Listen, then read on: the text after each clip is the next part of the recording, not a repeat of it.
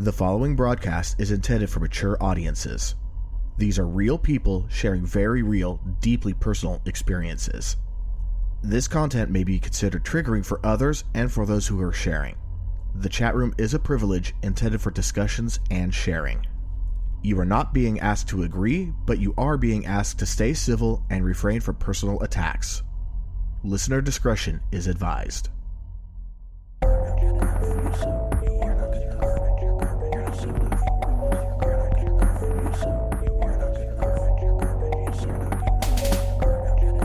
All right, welcome back to Am I Mental? A live podcast where real people share stories about how life impacts mental health and mental health impacts life. I'm your host, E. And with us, as always, is co-host C. Hello. Jay is on vacation.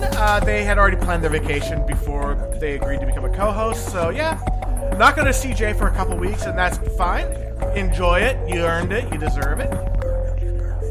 So, before we get started, this one is going to be a pretty heavy topic. We're going to be reading a lot. We're going to talk about a lot of things here. And I'm just going to throw this out here. We may actually discuss things that have to deal with diagnoses, but we are not doctors. We cannot provide a diagnosis. Don't self-diagnose. You can't do it. It'd be the same as buying a tool set, buying a Chilton's book that's based on, tear down and rebuild of a car, and reading the book and then going, I'm a mechanic! No, you're not. You have the tools and you have a single guide. That does not make you a mechanic. Just like if you have the DSM-5, that's a tool. That does not make you a doctor. Please go get a proper diagnosis if you need help. Because only then can you get the proper help that you need. And now, without further ado, we have our champion of return guests. You want to just go ahead and introduce yourself? Yeah, totally. It's Sarah, because I will throw myself under the bus before we even begin. Because I know I'm going to put my own damn name. I can do every time.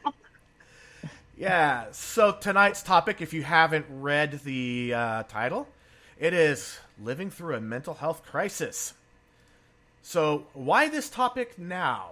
Why now? Why not before? Why not later? Why just suddenly now? Well, I'm going through a mental health crisis. I'm not going to lie. Sarah?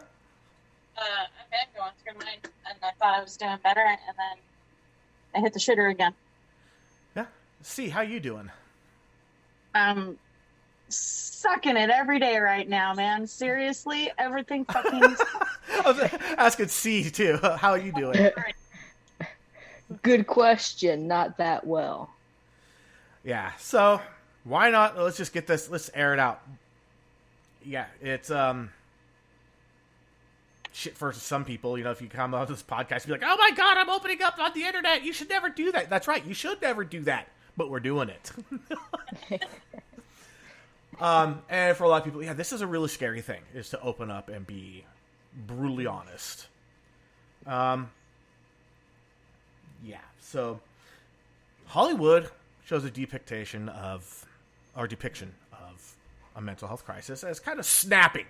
Suddenly, reality doesn't seem right, and you lose your shit, and yeah, it's very dramatic. And that does happen. But that's, from my understanding, the exception and not the rule, which kind of makes it kind of cool for Hollywood because, yeah, it's the unusual, it's rare, it's exciting. What really happens is a lot more subtle, and it sucks. It really fucking sucks. Yeah. So, I was going to start with, I actually pulled this up, fantastic site, NAMI.org. It is the National Alliance on Mental Health. And they posted a thing that says, Warning Signs and Symptoms of a Mental Health Crisis. And this really does put a lot of emphasis on it, and we can all discuss the bullet points when we get to them here. So trying to tell the difference between what expected behaviors are and what might be the signs of a mental illness isn't always easy. No shit. There's no easy test that can let someone know if mental illness or if actions and thoughts might be typical behaviors of a person or the result of a physical illness.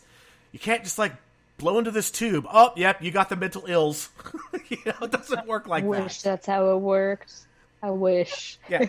You see, there's so much easier. There's a reason why psychologists, a good one, will want to see you at least 5 or 6 times before they give a diagnosis. Because they have to be able to they don't know you. So they have to figure out what baseline you is versus what you are now. And that's hard to do in 1 hour. Hell, that's hard to do in 6 hours. Right. That's where the special training comes in. That, like the mechanics, the ones that go to school and they tear apart cars constantly. That's what makes them a mechanic. You know what I'm gonna say on that, and just like a mechanic, sometimes they fuck it up. Yeah. Yeah. Oh yeah. Oh Just- yeah. Like, for those of you who've never been through this, just like a mechanic, sometimes they fuck it up. They don't do it intentionally. Yeah, just like any profession. There's always a fuck up somewhere. It doesn't matter what it is. How many times have you gone to like a drive-through and you say that you want the burger, but you want something different about it, like say no pickles, but you get pickles anyway. Shit happens. Right? Say you want a Diet Coke, and they give you a regular one. Oops. Yeah, I would instantly like take a sip and be like, nope. Too much sugar. But it happens. Yeah. And here we go. So each illness has its own symptoms, but common signs of mental illness in adults and adolescents can include the following. Excessive worrying or fear. Yup. Going through that right now. Yeah. Feeling excessively sad or low. Oh God, yes. Yep. Confused thinking or problems concentrating and learning. So the funny thing is that I'm actually doing great on learning Italian through Duolingo, but that's the only thing I'm good at right now. Everything else I suck. Extreme mood changes, including uncontrollable highs or feelings of euphoria. Man, I would give my left nut for a feeling of euphoria right now. It's like, for real. So you're saying that, and inside I'm breaking and laughing at the same time, just going, what's that? Yeah, now I get it. Having the extremes is really bad. Kind of like if you have something that you freeze and heat and freeze and heat and freeze and heat, it's going to break. Same thing. Yeah. Let's see here. Prolonged or strong feelings of irritability or anger. Oh, God, yes. Oh yeah. People that How many would that be? people that know me know that I'm pretty even keel for the most part, and I definitely have my flare-ups and I have my downtimes. Lately, I've just been a ball of anger, and that's unusual for me. Hey, I feel like I have this idea of life that almost everything evens out. Okay, somewhere along the way, everything, all your highs, doesn't matter if it's financial, mental, emotional, this, that, and the other, personal. I feel like somewhere along the line, it all evens out. So if you have really high highs, your lows are really, really low. And I feel like for me, the euphoria personality, like go happy thing. I was such a damn happy person for so long. You were one of the happiest people I knew. Yeah. And now I'm like, ooh, it is just the bottom of that roller coaster. It's the weirdest fucking feeling for me. How about you, C? You're nodding. Huh? I can only imagine, but the anger and the irritation, oh yeah. I'll quickly snap. I'm not one to yell, but You've I yelled. get in that way. Yes. I will snap, and sometimes it'll even it'll be so sudden it kind of scares everyone around us. Yeah? But then everything just goes quiet. I go somewhere to blow off the steam. Yeah. And sometimes you're like, God, that usually doesn't bother me. What the fuck? Usually I'm like, oh my God, what the fuck is wrong with me? Why did I get angry? That's so stupid. Things like that. And then there's those negative thoughts about yourself. Oh yeah, they always come to mind no matter what. Every single time. And it looks like Sarah has something to say. I used to snap all the time, honestly. I was that high-low person, so I would snap all the time. I'm at the point where I don't give a fuck. Zero fucks even about anything. Sadie, right now is not the time to play fetch. It is 101 degrees outside, and you're not playing fetch. My dog's crying too. Yeah. But yeah, I'm like, yeah, whatever. Fuck all of it. I'm done. All right, now here's one that, I am so familiar with. Avoiding friends and social activities. Didn't even realize I was doing it, but yep. Yeah, it's just like, you slowly start withdrawing, and then one day people are like, dude, you okay? Haven't heard from you in a while. Oh, it has been a while, huh? Oh, yeah. Time... Oh, go on. Go ahead. We both started. Go ahead. Okay. I was going to say, the time blurs by so fast that before you know it, you look at the text and it's been like 5 weeks and you're like, huh? You know? It's just been so long. It's like, I was going to respond to that in 5 minutes. What the fuck? Or you think you did respond to it. Yeah. I've had that multiple times. That is my shit right there. If you ever hit me up and I don't respond, let me tell you what. I fucking responded in my head. I promise you I did. And then you go looking back and be like, no, I did not. And then I feel like an asshole. I unintentionally lied, but you don't know that. Right? Like literally in my head, I responded to that and it was off the plate. All right, so I'm going to throw this out there for both of you. Would you say that I'm pretty good at understanding and relating to other people? Yeah, absolutely. I mean, you called me the king of random conversations earlier, off the air. One of the symptoms is difficulties doing that. And you know what? Lately, there have been some people that have reached out to me, and I'm like, I don't know what to say. And that is so out of character for me. But you think that's, I mean, I'm going to assume that's because you're dealing with so much of your own shit that you don't have the extra capacity. Probably. And it feels like if I say anything, I feel like I'm coming across as a patronizing asshole, just patting them on the head and going, that's nice. When I'm actually trying to show empathy. Okay. Right.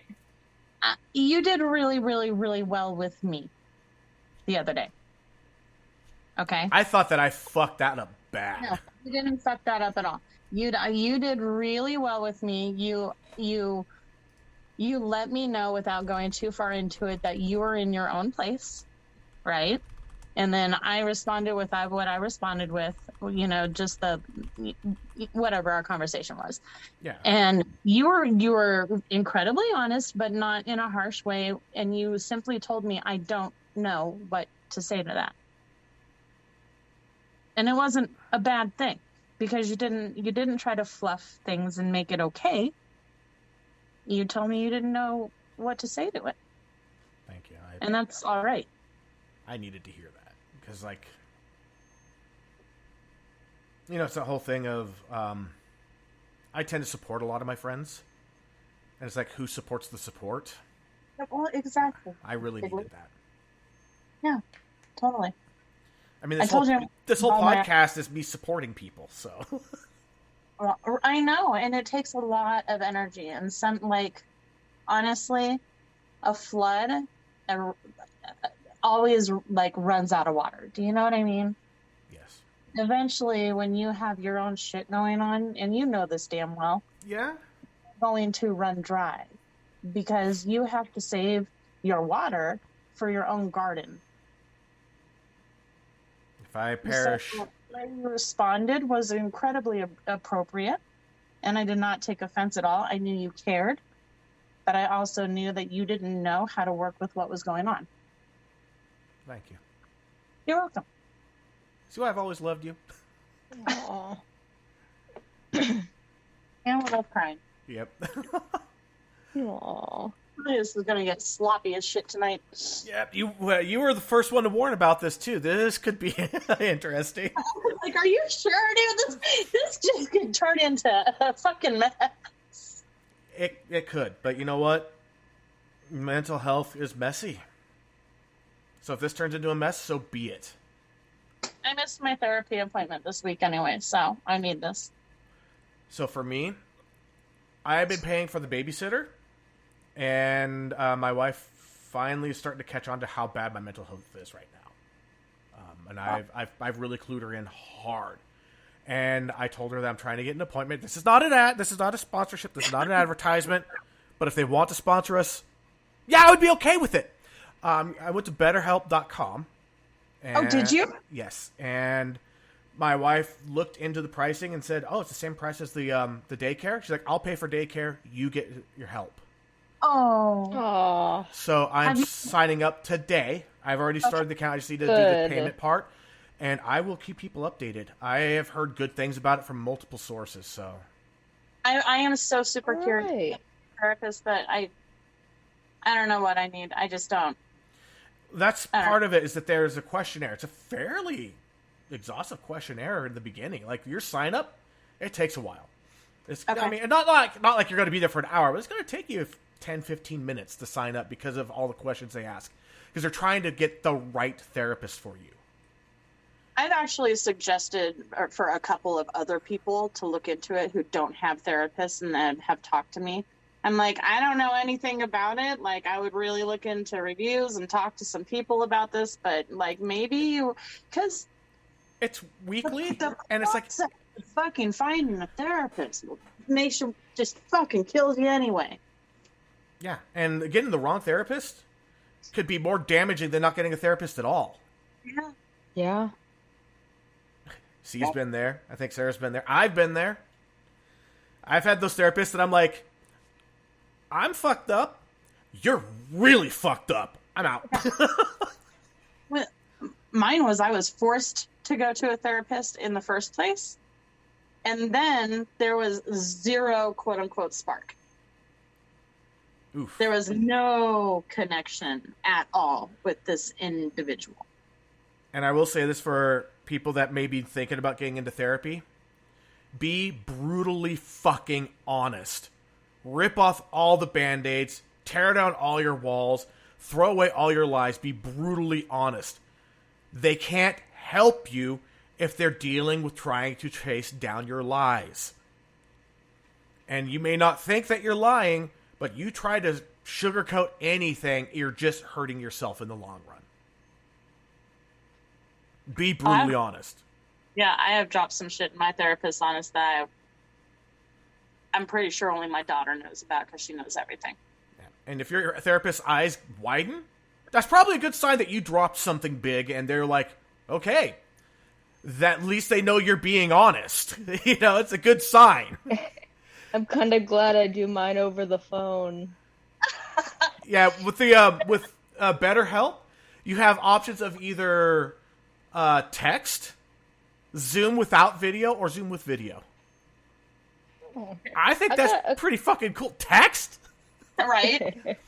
And the text part for what they're advertising is you just text when you need it. It's not like a weekly thing. It's just an ongoing dialogue. Okay. It's fantastic. And guess what? The doctor's notes, they're right there in the chat, in the text history. Okay. You can just reference it the entire time. Yeah. All right, going forward. Changes in sleeping habits or feeling tired and low energy. I cannot stay awake during the day, and I cannot go to sleep at night now for some reason. Happens every time I'm having a crisis. I am the person who, because I live alone and I have this, when I'm single, I don't go to sleep. I just don't want to go to bed. An empty bed sucks. Yeah.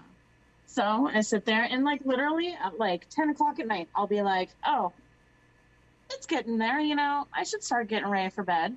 And I'll fuck around on my phone, or I'll zone out on whatever's on TV, or I'll start reading a book, or I'll start fucking cleaning. And then it's like 11:30 and I'm like, no, really, I should start getting ready for bed. And then and then 2 o'clock in the morning and I'm like, well, fuck. And it's always fun when you're fucking around, dinking around, and then you start hearing the birds chirping. And I'm not actually getting anything done. Yeah. Nothing of value. Right. No, nothing at all. Now, I'm going to say this. If I were single, I would totally want to have, like, where it's like, okay, share a bed. Doesn't have to be sexual. It's just so that way there's somebody there. Okay, so it's going to sound strange and nobody's going to believe this shit, but I am still incredibly good friends with my ex-husband. Incredibly good friends with him. Okay, we started out as best friends. We were together for 6 years, married for 6 months. Okay? And it all went to hell in a handbasket. And we fought for 2 years to try to save our friendship. And we finally made it. It's been 3.5 years. We're such good fucking friends. He came out and visited me 2 weeks ago. And I was like, will you just sleep in bed with me? Because I fucking just want to sleep with somebody. And that's not a sexual sleep. You just and lose consciousness with someone next to me. Seriously, there was no sex. It was just so nice to have something besides my dog sleeping in bed with me. As nice as it is to have a dog. Yeah. I don't know what I'd do without my dogs. Well, they're both trying to kill themselves right now anyway, too. It's like a household thing. You know, they should be like a service, you know, rent a bed buddy. Where it's literally just platonic, just lay in bed. Yes. We're on to something. Maybe. It could be dangerous, though, because you get that one weirdo. Well, that's the thing. Like, as a girl, you can't do that shit. No, it's got to be someone you truly trust. And even then, some guys... You don't know, because guys are the people, not even guys. People are people. People are people. And hormones are hormones. Laying down next to somebody in bed sometimes... Chicks are getting right up on par with males right now, too, all right? Like, we are right there with y'all. You know, I will say that I started taking Viagra for my sunburn. It doesn't help with the burn, but it keeps the sheets off my legs when I sleep. Whatever works, Dad. So, see, you got anything to add? That is one my father would fucking pull out while we're eating dinner. Wait till someone's drinking to see if they could get it to come out the nose. You know, so casually just slip it in there in conversation. Shit. Let's see, you got anything? My sleeping pattern has only changed because I moved my medication time. The last 2 days, though, I was able to stay up past 9, so that was pretty cool. I got up to like 12 and 11, and I have to wake my niece up early, so I was like, I better go to bed before I only get like 3 or 4 hours of sleep. It's like, yeah, I'm already snapping like crazy as it is. You get me sleep deprived, I'm going to rip somebody's fucking head off. Oh yeah, apparently, I think it was yesterday morning, I was really sleepy, and I didn't even realize I was coming off this way, but Mom said I seemed very grumpy, so she didn't even talk to me. She just let me get my niece dressed, brush her hair, and then I just laid down on the couch, and before you knew it, I had my eyes open. I was like, huh? Like, I fell asleep? Yeah. My mom always said, it looks at you and goes, who pissed in your Cheerios? My pharmacist used to say that. Yeah, or, ooh, it looks like we woke the dragon today. Of course, that makes me go, you better fucking believe it, so leave me the hell alone, god damn it. I am a dragon, and you are crunchy. My mom just usually asks what's wrong. Alright, so here's another one for a mental health crisis that can, as another symptom. Changes in sex drive. Yeah?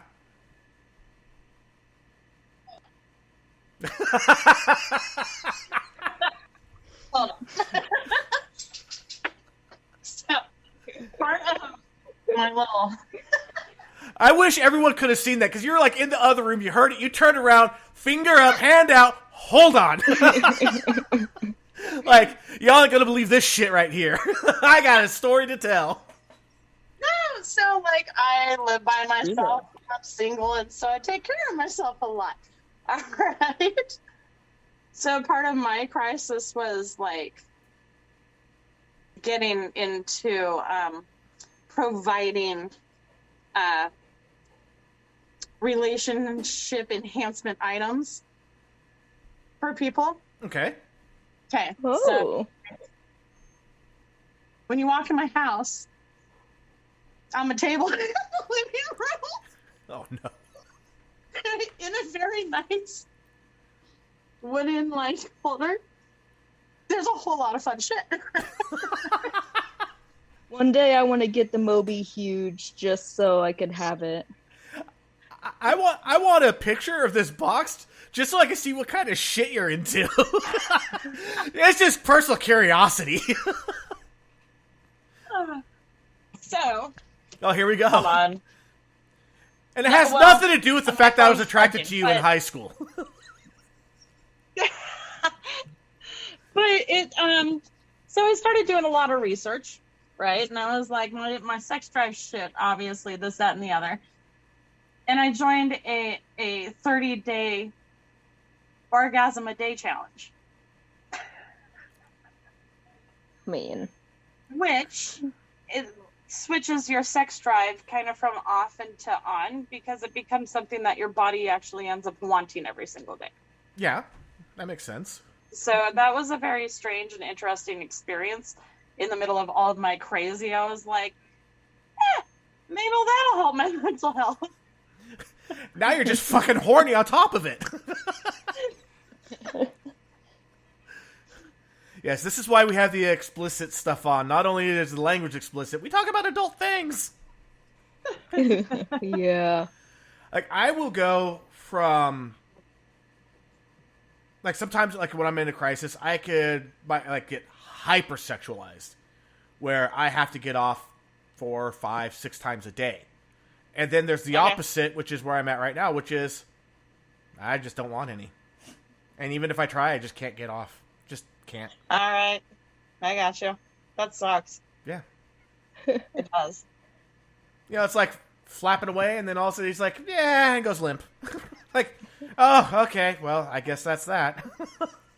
Wasn't feeling One it thing anyway. I have noticed is that I don't really care about sex a whole lot. Like, it's not like it is no longer like one of the top things on my list. I fucking, I don't care. I can take care of myself. Thank you very much. I just want somebody to fucking laugh my ass off with and fucking share stories with as I'm trying to fucking fall asleep at night and cry on when I've had a shitty day and have you say absolutely fucking nothing and just hug me. That sounds awesome. Right? But I still want like that sex. and a partner to have sex with. Yeah. Well, see, because once you have all of that, I think the next just comes with it. Yeah. I mean, if you really connect with someone, you really connect with someone. Yeah. Exactly. Yeah. All right. Difficulty perceiving reality, like delusions or hallucinations, in which a person experiences and senses things that don't exist in objective reality.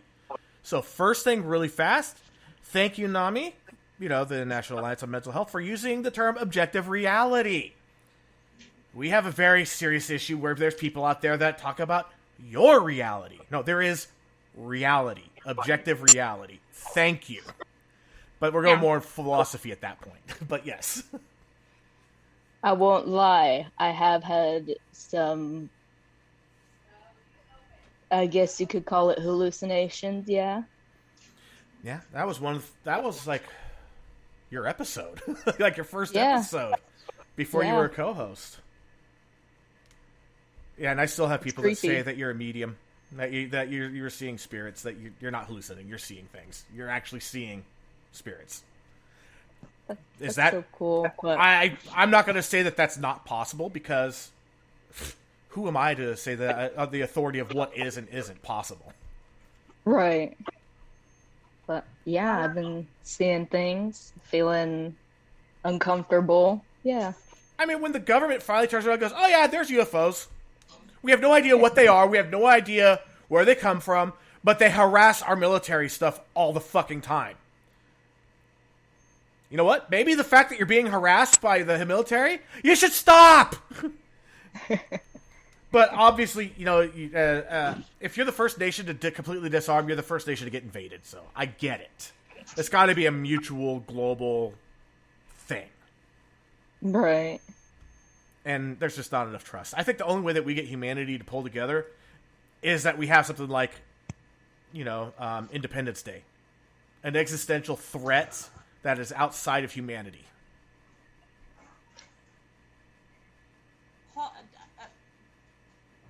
I'm not even sure we'd actually pull together then. I think we might be too far gone. I think you're too far away from the mic. Hold on. My everything has been screwed up. I am going to leave and come back. Okay. Okay. Okay, now I'm just going to kick her out.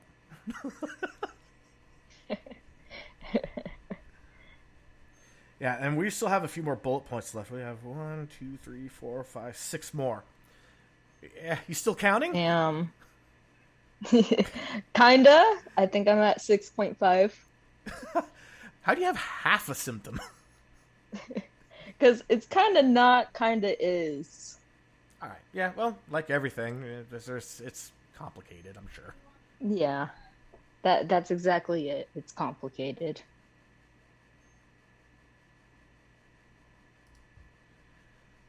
All right, so while we're waiting, if you guys want to help us out, mimental.net/donate. Also share episodes. And now we have Sarah back. Let's read it. Okay, can you hear me now? Yes. Can you hear me Yes. now? Thank God. Way better this time. Okay, something happened in the middle of everything, and everything just went wacky. So, All right, so Oh. we were talking about reality, and then we were talking about aliens, and yeah. Yeah. Don't even get me started on aliens. Yeah, that should be another. That's a totally different podcast. I know, yeah. And if Well, you're every time, if you're I from just think our of home. hometown, exactly. If you're from our hometown, yeah. that's all I'm saying. Like, every time I'm like, oh, I've had experience. All right, so C and I have discovered almost at the same time a storyteller on YouTube named Mr. Ballin. You know Mr. Ballin! I have been listening to Mr. Ballin for like a year and a half. That's what I listened to while I work. Did you see the episode? Did you hear the episode about Mount Shasta? Or as he calls it, Mount Which one? Because Mount I Shasta. actually, hold on. I tore him apart. I didn't tear him apart because I did it nicely because that's who I am. But, okay, so there was this one episode because he brings out Mount Shasta in quite a few different things, especially when he's talking about missing 411. All right? So he's talking about one of these missing 411 cases where this woman or this guy was hiking the PCT from Yep. Mexico all the way up. Yep, that And- was okay, just, 2 weeks ago? That was a brand new all episode. Right, and he pulls out Mount Shasta Forest, and I'm like, Yep. I'm done. No, sorry. That's the Shasta Trinity Forest. National Forest. It is the Shasta Trinity. Like, I literally was like, did I miss something growing up? I'm gonna Google some shit. Is there a Mount Shasta Forest? No, there is not. No, there is not. But he is right that Mount Shasta has an unusually high number of missing people events. Yeah. Like, Yeah. it is scary high, but growing up in it, it's like no big deal because it's only tourists. And unfortunately, that's the attitude that you have there because nothing ever happens to the locals. Well, maybe the angel on TV took him. Oh, God, the harmonic convention. Okay? Just saying. You never know. You can find that video on YouTube of I the know you angel can. on the TV. I've looked it up. Yeah. Yeah. But anyway, yeah, Mr. Ballin. I have been listening to Mr. Ballin like mad for so long. He's actually getting the referral for me going to BetterHelp.com.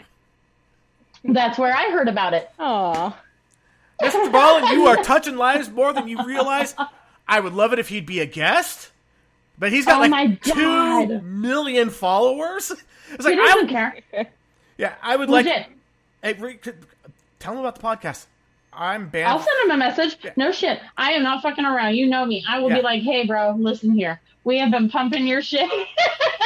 Be like, the only reason that he's not reaching out to you is he's banned on every platform that you're on. No, totally. Yeah.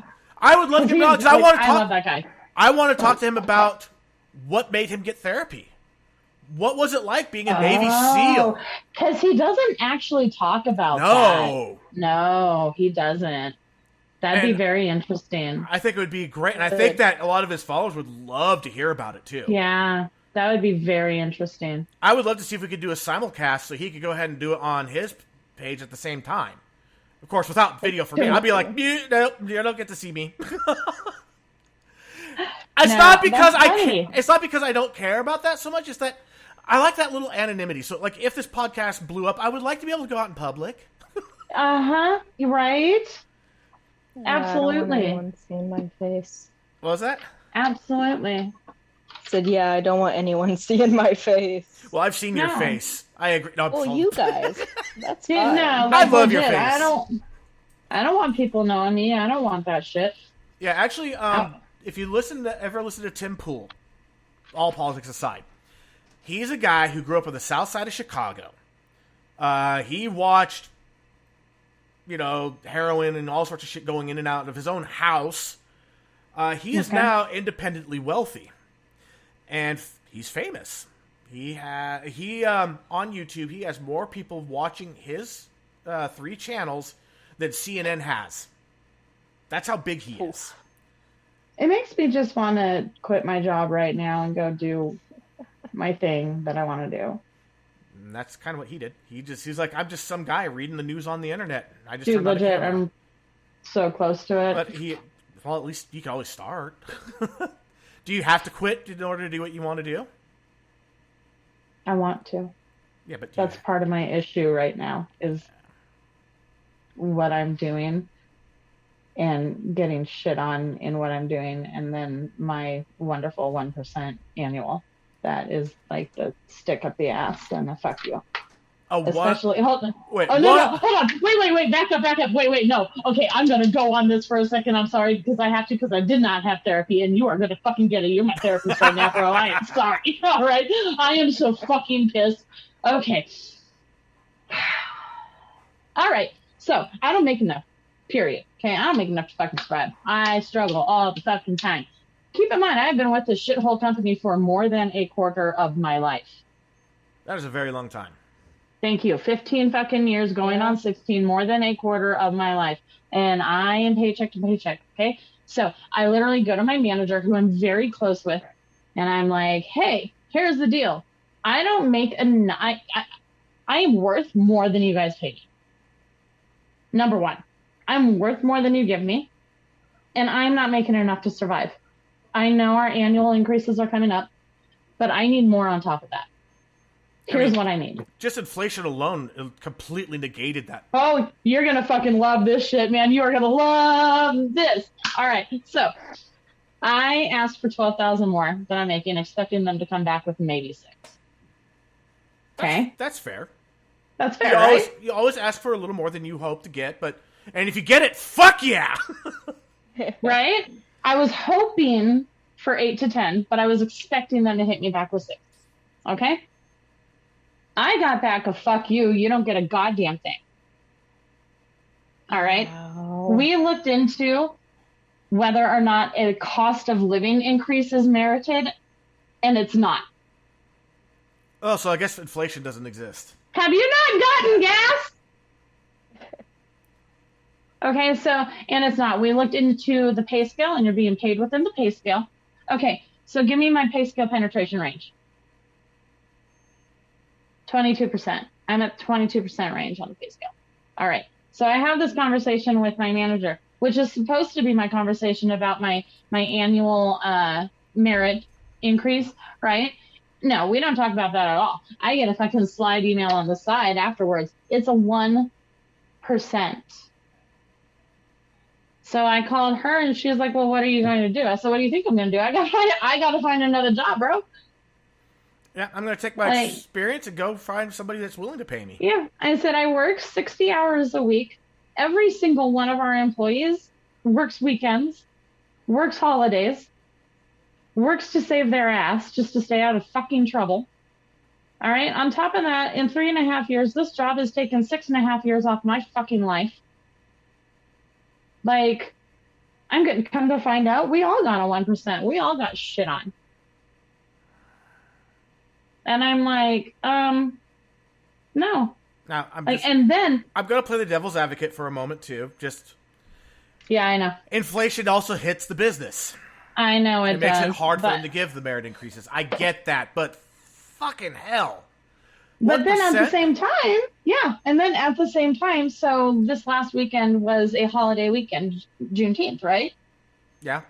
Right. So That's our new national holiday that we get off on Monday. They traded out the day after Thanksgiving for that, which cool shit. But don't hit me at 2:30 on a Friday afternoon with a fuck ton of stuff that needs to be done by end of day on Tuesday. Are you serious? On top of it, on Tuesday we had 2 people off, and we do things in the morning that we all share, basically, which put us at a point where each one of us was doing a full day's work on Tuesday anyway. So I'm like, so you basically told me, here, have a national holiday and fuck you, work during it. Wow. So yeah, legit. I'm like, okay, you're getting 40 hours out of me. Fuck your goals. Sorry if I don't meet them. You're going to get 40 hours. I'm going to fucking log off at 3 o'clock every afternoon and go find myself another job. This is what 1% gets you. Thank you for listening. Well, yeah. I'm like, no, dude, you want to talk about motivation? And now they're all threatening with this. Well, if you don't get this and this done, you're going to go back to the office. I am not 2 motherfucking years old, okay? Don't put me in the goddamn corner because I'm not hitting my goals. Maybe you should look at why we can't hit our goals. Yeah, stop. And maybe I shouldn't be surprised by a 1% increase because my manager should have the balls to approach me about what's fucking going on. You should never be surprised by what you're fucking getting. Yeah. So I mean, thank you. I'm sorry, and I appreciate your time. Oh, absolutely get it. I mean, Okay. Fuck, that feels so much better. one of my best friends, like my best friend, he was my best man at my wedding. I was best man at his wedding.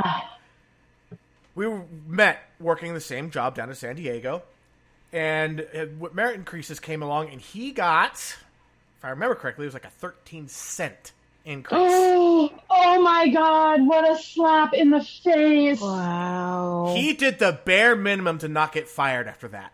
And then when people would complain to him, he'd be like, well, go talk to someone that got more than 13 cents an hour raise.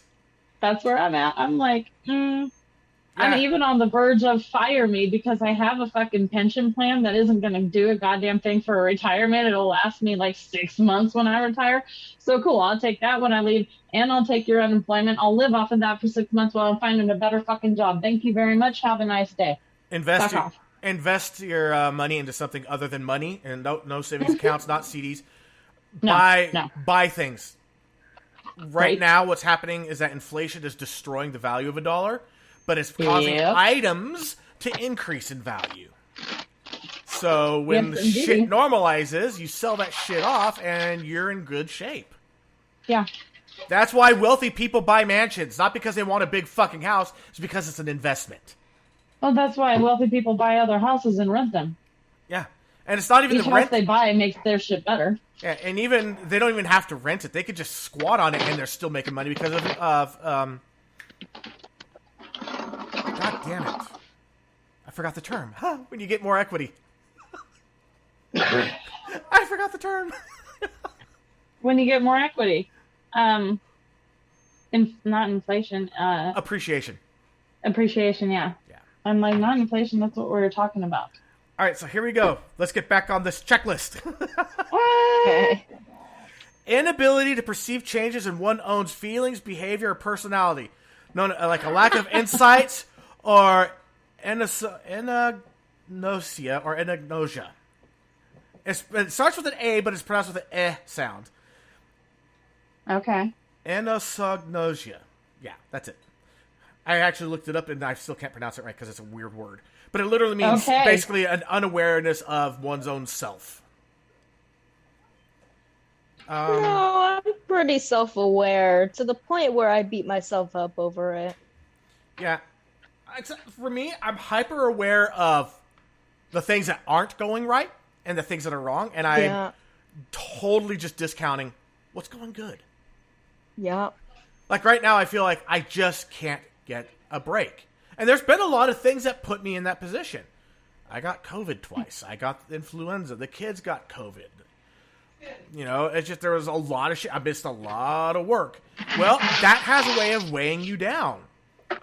And last night, I was like on my last straw, and I went to go take a walk, and some big-ass bug flew into my ear. I went to go swat it away. My phone goes flying out of my hand. My phone has a protective case, yet It landed screen down on a fucking rock.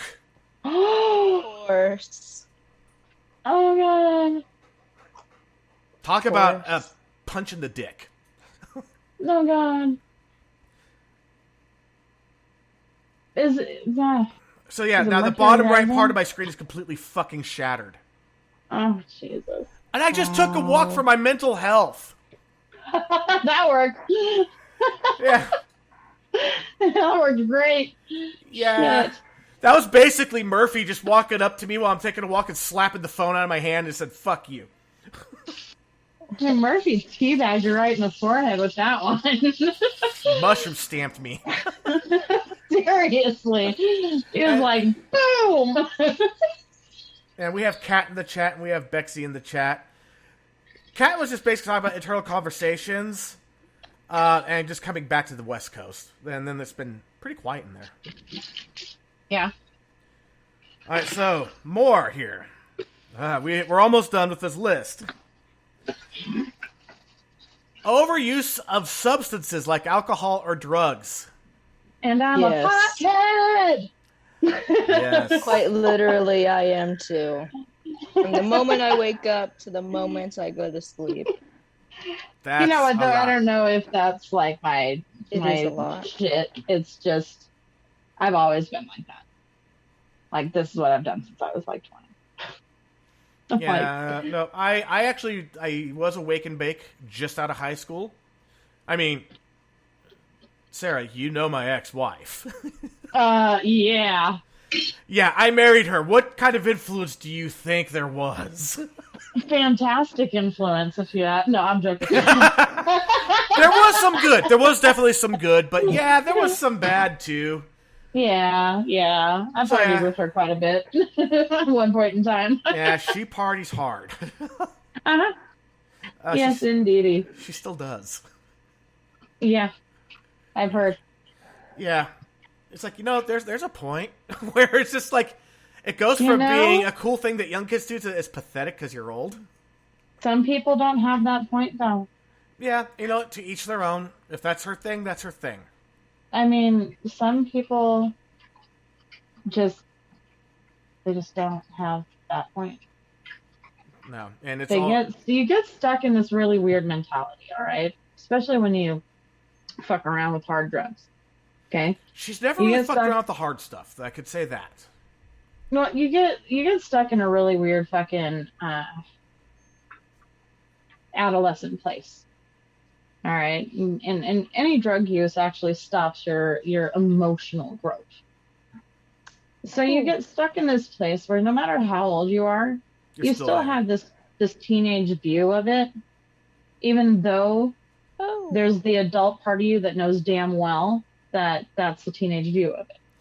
Yeah, she's 45 and still. No, 43 and still. Yeah. So And I'm not trying to bash her. It's just, No. come on.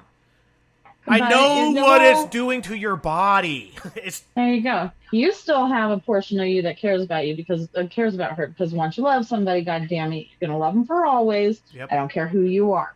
I don't care what you say. You're always gonna have at least one tiny little place in your heart that you still care about them, and it hurts you to see her do that to herself.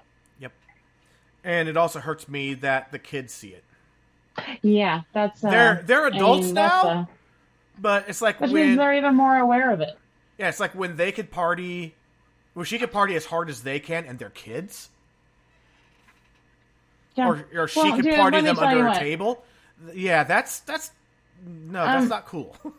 We're sorry. having a massive you're an alcoholic discussion with my mom lately. So, My mom is an alcoholic, but she doesn't drink anymore. She took a traumatic brain injury and was told, under no uncertain terms, you drink, you die.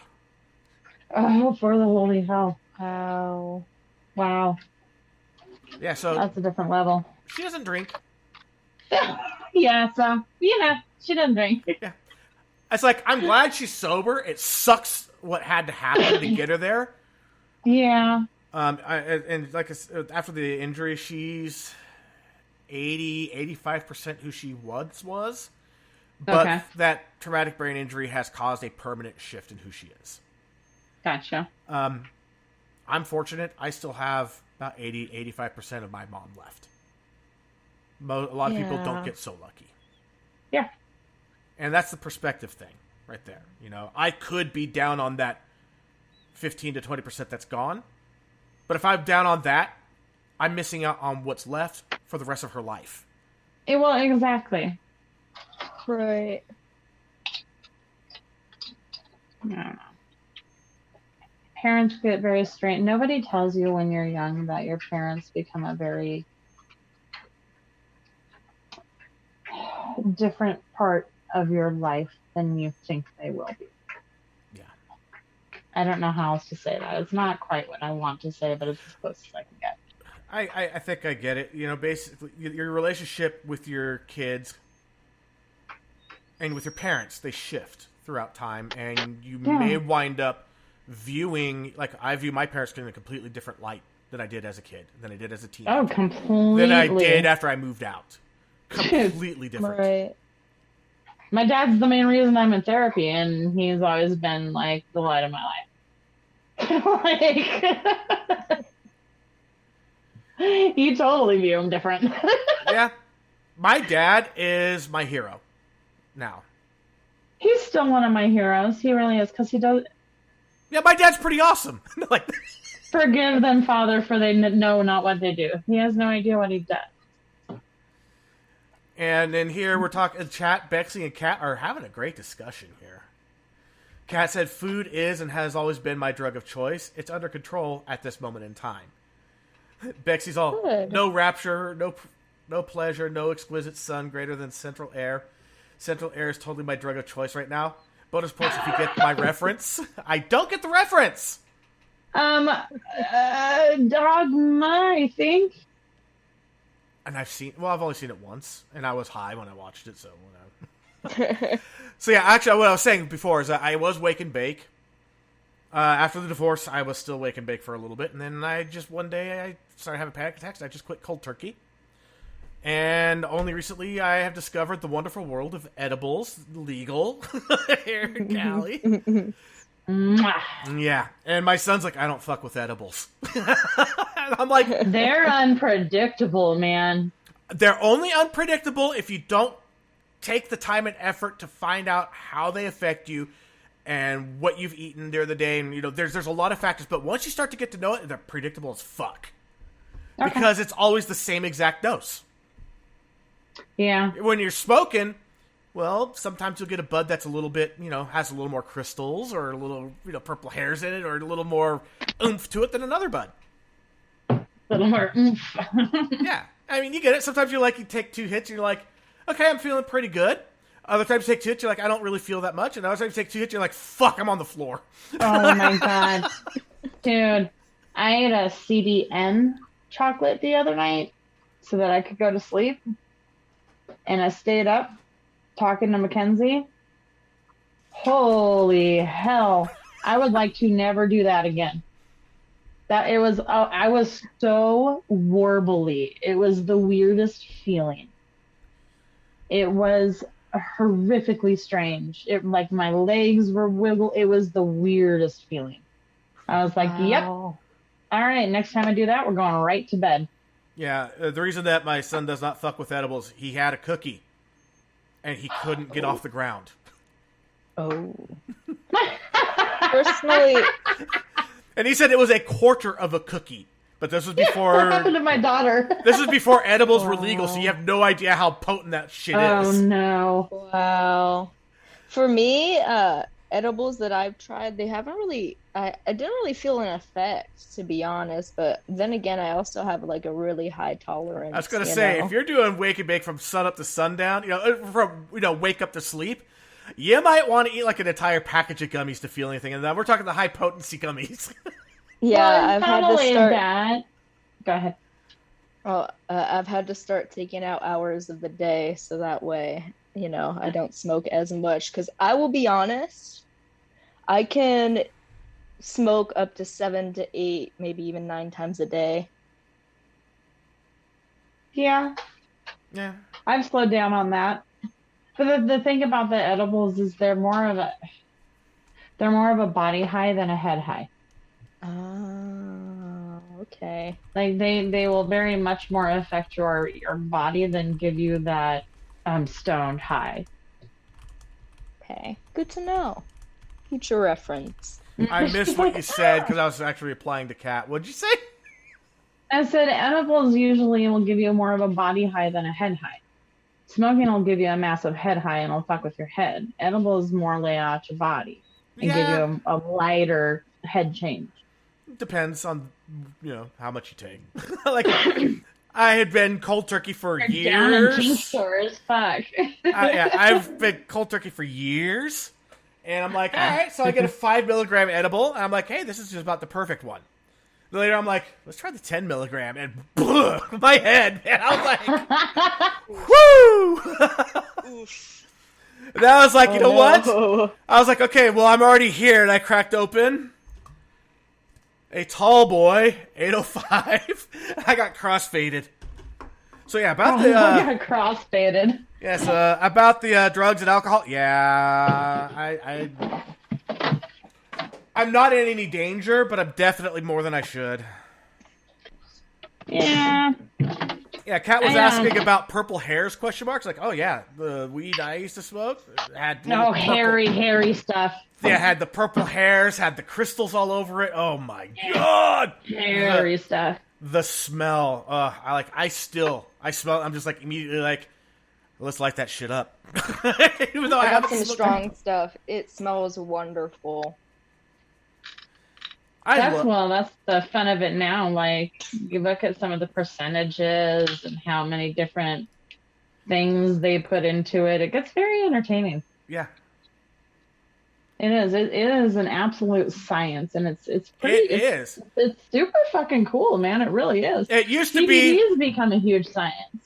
Oh yeah. Actually, what's funny is that the other co-host Jay, I know you know her. I just wish that she was on right now.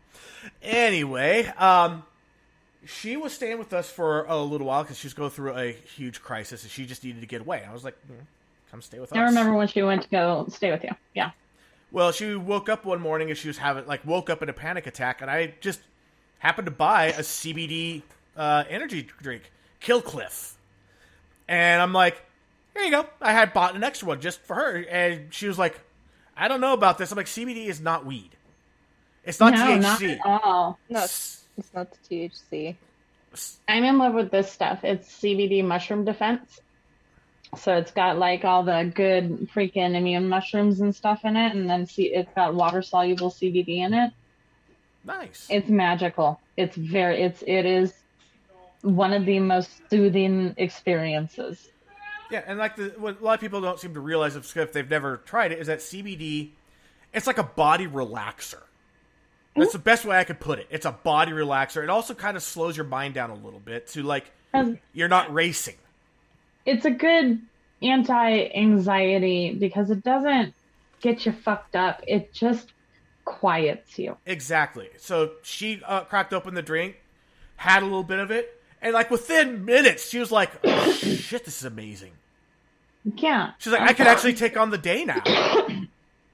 Well, because I'm on this journey to go find another job, I obviously have to stop smoking THC, right? Not if you were in California.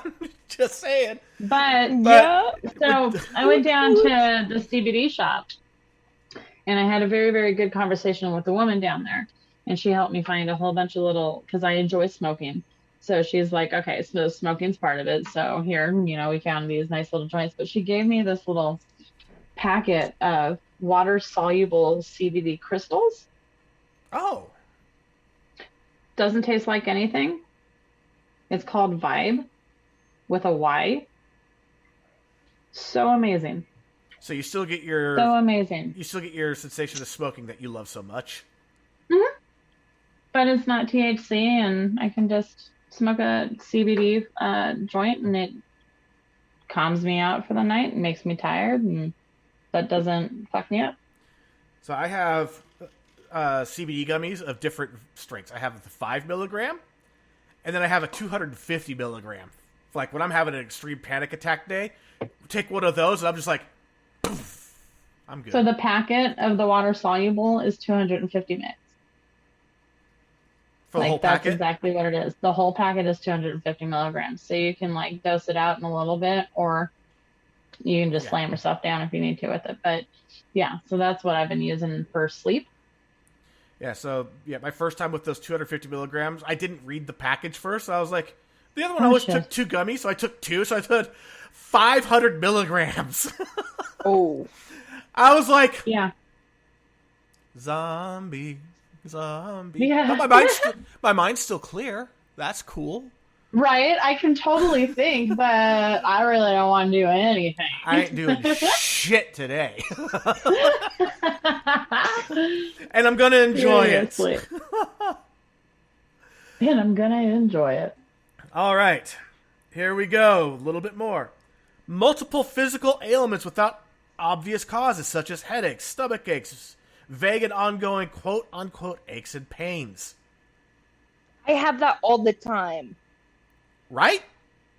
I have gut issues. Well, I already have IBS to begin with, but it gets worse when I'm having a mental health crisis. Like, way worse. Like, I could eat the perfect diet, and I'm still shitting my guts out for no reason. My head will randomly hurt, or I'll get just random pains anywhere on my body. Sometimes my chest, but anywhere. I don't think I don't have. I get lots of migraines. Okay, it sounds really weird. I get this really fucking weird thing that happens with my ears. Okay? Yeah. So they like, ring? no, they plug up like I'm on a plane. Oh. Whoa. It's really fucking weird, and it's annoying as hell. And let me tell you what, I have done everything. And I have gone ear candles on those fuckers at times because I'm like, because it triggers an anxiety attack in me. Oh, I'm sure it does. Oh. So it's like this, like, I'm all fucked up in the head, and then I have this symptom, and the symptom creates a cycle. It's a feedback loop. Yeah, it fucking, and it does, because it's a thing I start paying attention to that I can't get rid of. And then it just makes you worse, and probably makes the symptom worse. And then it makes you worse, it makes it, yeah. And then I start going crazy, and I'm like, I just want to, I'm gonna rip my fucking ears out! Yeah, you know what I'm saying, man? Fucking seriously. Yeah, so yeah. Of course, the tried, the classic, thinking about suicide. Yeah. Well, that was our conversation Yeah? that we had. Yeah. Yeah, I just saw one of your posts and went, Sarah needs help. I'm not Yeah. doing well, but I can at least reach out. See, and that's why I love you to death. Aw, thank you. I really do. Yeah, a lot of people I'm such A lot of people see shit, but they don't say shit. They're uncomfortable, or they're scared, or Well, something. It's okay. I'm here. I get Okay. it. It's okay. It is frustrating shit. Because even though we don't necessarily want to talk to people, We want to be seen. yeah, Yeah. yeah. I recognize that post as a cry for help. And fuck if you try to tell me it was anything other than. It just sucks. It just sucks. And that's one thing that a lot of people that have never emotionally hit rock bottom don't understand. We probably won't respond. If we do, it's going to be a little off because we are way off. We Yeah. just want to know that you care. That's all. Right? And I'm totally the chick that'll shoot you the thank you. Yeah. So why? When my ex and I split, my answering machine got completely full with people calling and checking in on me, and they were begging me to call back. And all I could do let's put a little message on Facebook saying, hey, I got your messages, everybody. I appreciate it. I just can't. Yeah. Just to let them know, yeah, I'm still alive. And I mean, I truly appreciated it. And I just got racked with so much guilt because I never called back. And the guilt made me I've learned not how call to get back. past that. No, I've learned how to get past that. I'm getting I have finally learned that it's okay to not want to people. Yeah. And that you don't have to give a reason and you don't have to say you're sorry. It's okay. Like, it really is. That's actually, my ex-husband had asked me, he's like, about 9 months ago or so, he's like, I need to know what kind of friend you need me to be. He's like, sometimes I call you and you just don't answer or you don't text back or this and that. I'm like, honestly, it doesn't matter who the fuck called me at that point in time. At that point in time, I just don't want to people. Yeah. Like, I have really learned how to read myself somehow and understand my feelings and know how and when it is appropriate and I am allowed to protect my space, which is actually why I canceled therapy this week. I was fucking getting my ass kicked at work, getting threatened to go back to the office. I had too much going on my plate. I couldn't drop any of that, and it was the one thing I could let go of. And so I was like, you know what? I can't. Here you go. Go ahead and charge me for it. I don't give a fuck. I have too much on my plate, and it's the one thing I can get rid of. Yeah. You know, so sometimes, like, you don't want to people, and you don't have to apologize for it. If people love you, they understand. Like that saying that's always attributed to Theodore Geisel, also known as Dr. Seuss. I don't know if it's truly his or not. I've seen there's been debate about it. It's those that mind don't matter, and those that matter don't mind. Yeah. And it is probably one of the truest things. That's how you could tell a true friend from a fake friend. To my very best friend, Jessie, I hope to God she's listening. I invited her. Yeah, that's my fucking true bitch right there. Let me tell you what. Seriously. Because we'll go months and then all of a sudden just be like, I fucking love you, and I just want to remind you, like, I love you. And it's, you know, you have those people that time just disappears. Yeah. There are a few friends I have that we could go years without talking. And then when we start talking again, it's like we hadn't missed a day. Yeah. You just fall right in the step, and it's a fucking beautiful thing. You're one of them. It's so easy. You're one of them. It's easy. It's nice. See, you're one of them for me too. Good. This is the second time I think You're mine as well. Yay. I want to do more Minecraft with you. Yeah. It'd be fun. We gotta find like a mod pack to do together.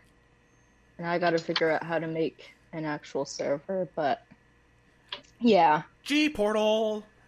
That's what I did, but I don't know how to mod it. Yeah, that's a little difficult. I was struggling with that a little bit. There's a lot of help out there, but they like assume that you have a certain aptitude and knowledge already. And you're like, yo, I am brand new to this. Where's the starter guide? Where's the beginner's guide? From scratch up in here.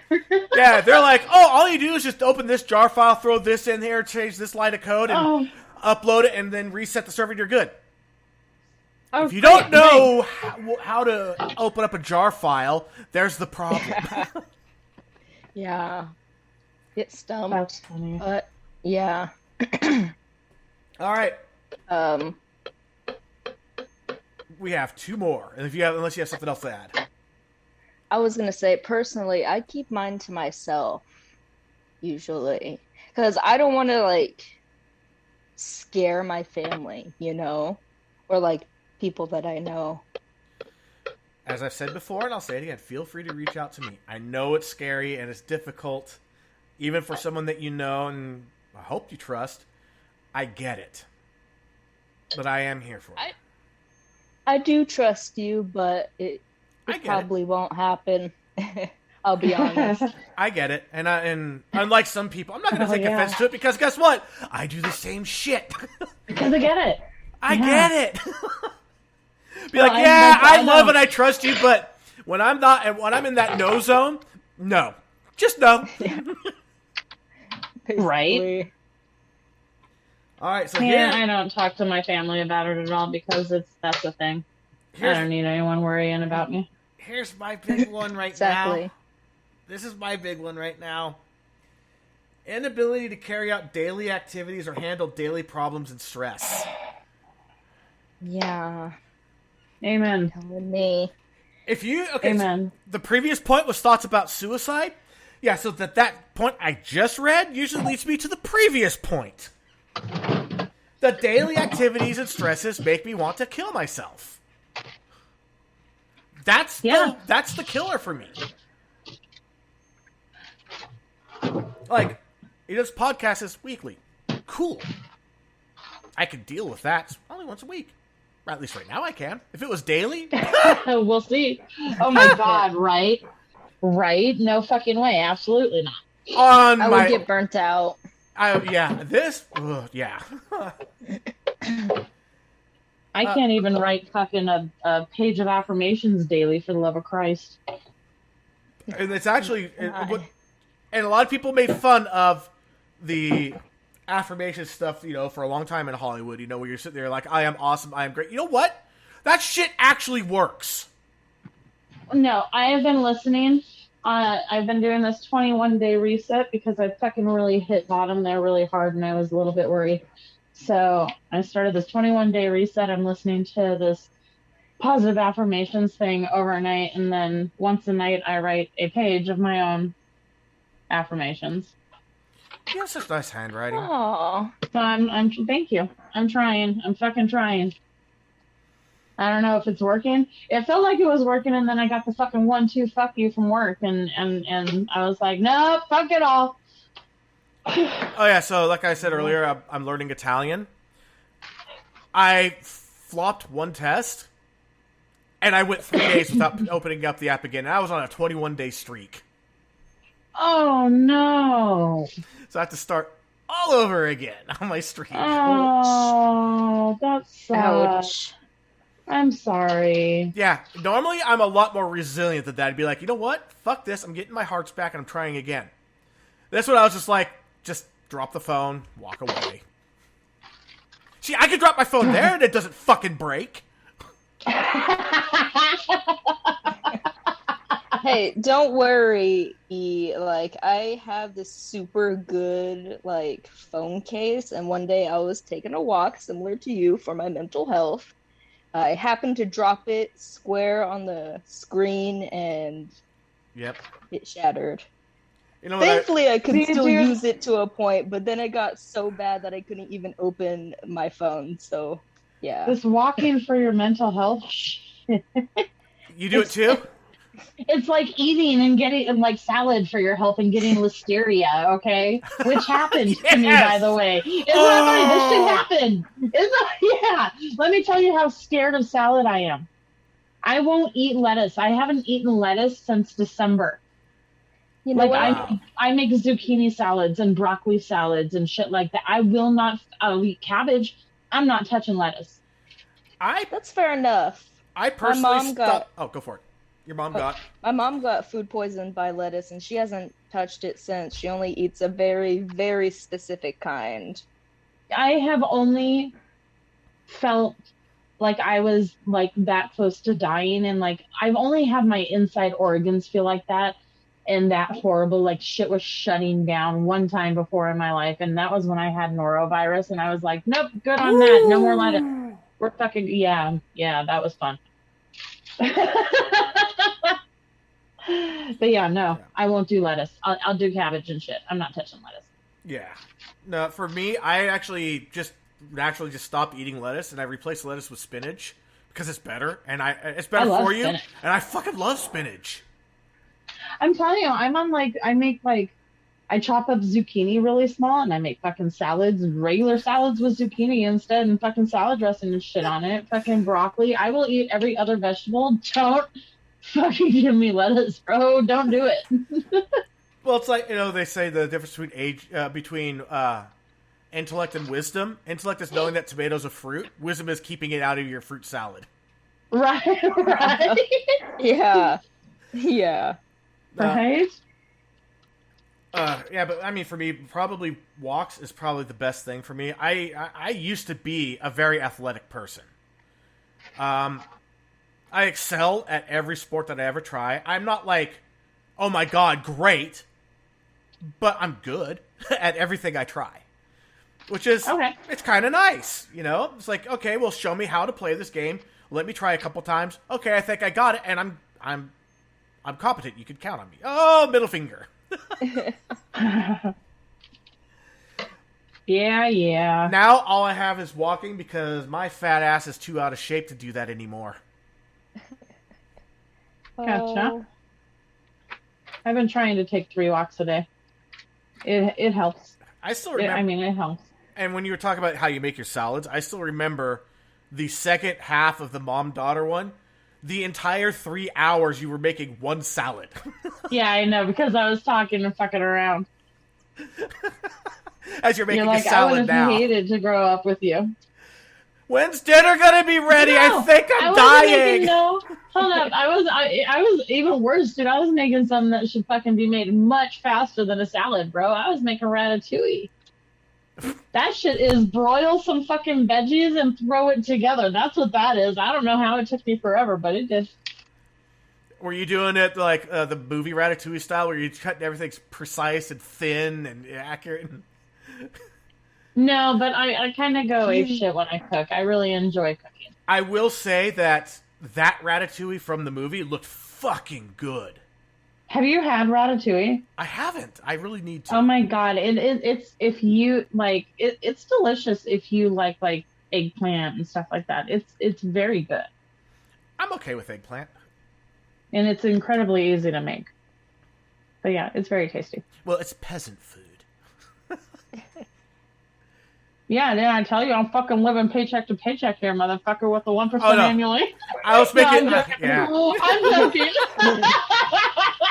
You know what? You can have 1% of this. Thank you. We're Thank you flipping each so other much. off in this episode. All right, and then there's the last point: an intense fear of weight gain or concern with appearance.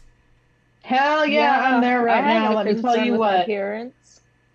Both of you are like, preach! And I'm like, I don't give a fuck. I've never given a fuck. Oh yeah, I have get super literally- self-conscious. I have literally never given a fuck about my appearance. Ever. I don't get self-conscious. I feel unhealthy. I weigh more right now than I've ever weighed, other than when I was pregnant. And I feel unhealthy. And I don't like that. But I can't, I will seriously be sitting there, munching on shit, being like, bitch, what are you doing? It's a thing. Look at C. I've literally done that. Literally last night or a night or two ago, I was just munching and thinking, bro, what the hell am I doing? I'm eating so much. I feel stuffed, but I just want to keep munching. You know, I don't know how, I don't gain as much weight as I think I would, considering I drink 1 to 2 Pepsis a day, and then... Oh, just wait. That awesome teenage young adult Go metabolism, away. it hits a fucking wall. You're gonna live on zucchini salad. That's why I want to try to stop drinking Pepsi, but it's fucking hard. I could not top 155 to save my life. I am Dude, you were the scrawniest motherfucker. Yeah, I was 6. When I graduated high school. When I graduated high school, I was 6 feet tall, and I weighed 135, 140 pounds. Mm-hmm. I basically was skin and bones with some tendons moving me. Yeah, but I was also a lot stronger than you would think. like when you weigh 130, 140 pounds, like an average person should be able to bench press once your own weight. I was able to do reps well above my weight. Tycho! That's impressive. Oh, but yeah. I would never be able to do that. I can barely do a push-up. Yeah, no, I used to be able to do 100 clapper push-ups. I used to be able to push so hard that I could nearly get myself up to standing. I had such explosiveness in my arms. I used to have a fucking Legendary. six-pack. I never had a six-pack. Dude, I used to be so fucking built. Like, I had a six-pack. You knew I could do push-ups. Like, I had my fucking shit on lock. Now I'm like, let me sit here and wallow in my own misery while I eat myself into a coma. I used to do this thing where I would leap in the air, rotate, so like, almost like I was about to do a face plant straight down like a spear, use my hands to hit the ground, and then slowly roll my body down to lay down. Because I had so much core and upper body strength because of Tycho. Yeah. And I had a lot of leg strength too because of I rode a BMX bike everywhere, and you know those hills in Mount Shasta. Okay, I was gonna say, well, that's the thing. Everybody fucking was in really good shape back home because we rode and walked everywhere.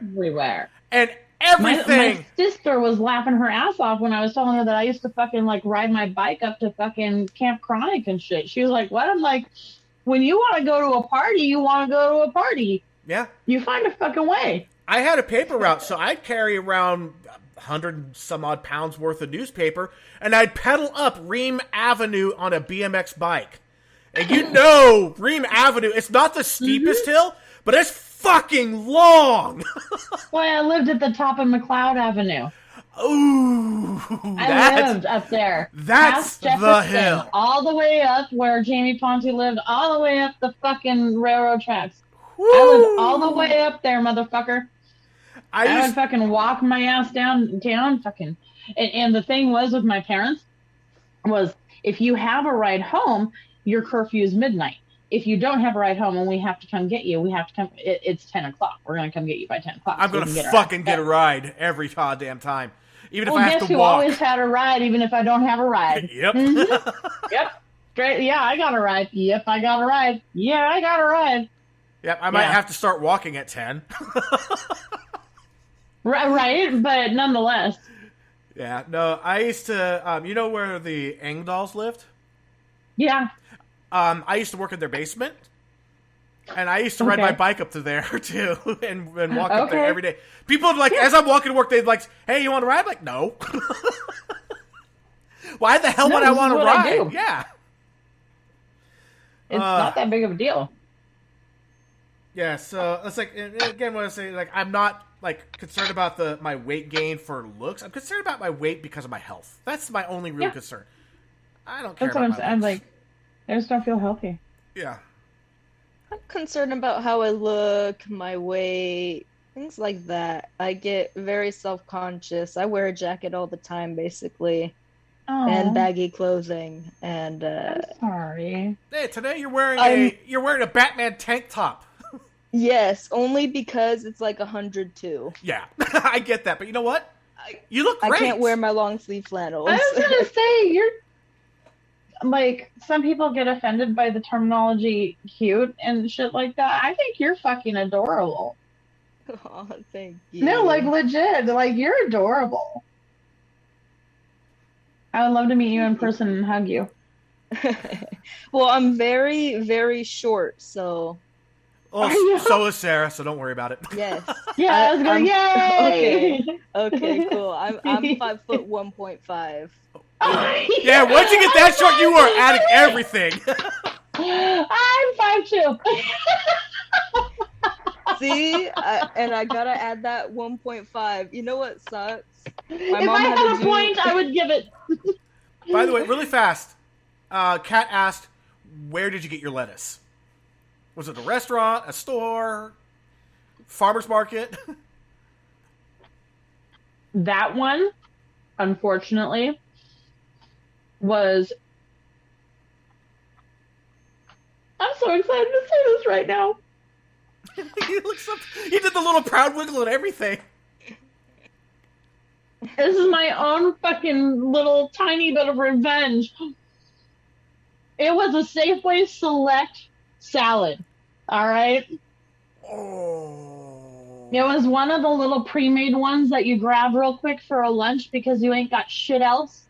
Wow. Now you just made me completely terrified of Safeway Select salads. Boom! Wow. Do they not wash their vegetables before they make the salad? No, they totally do, but it was like during one of the outbreaks of Listeria. Yeah. And that shit doesn't wash off that easy.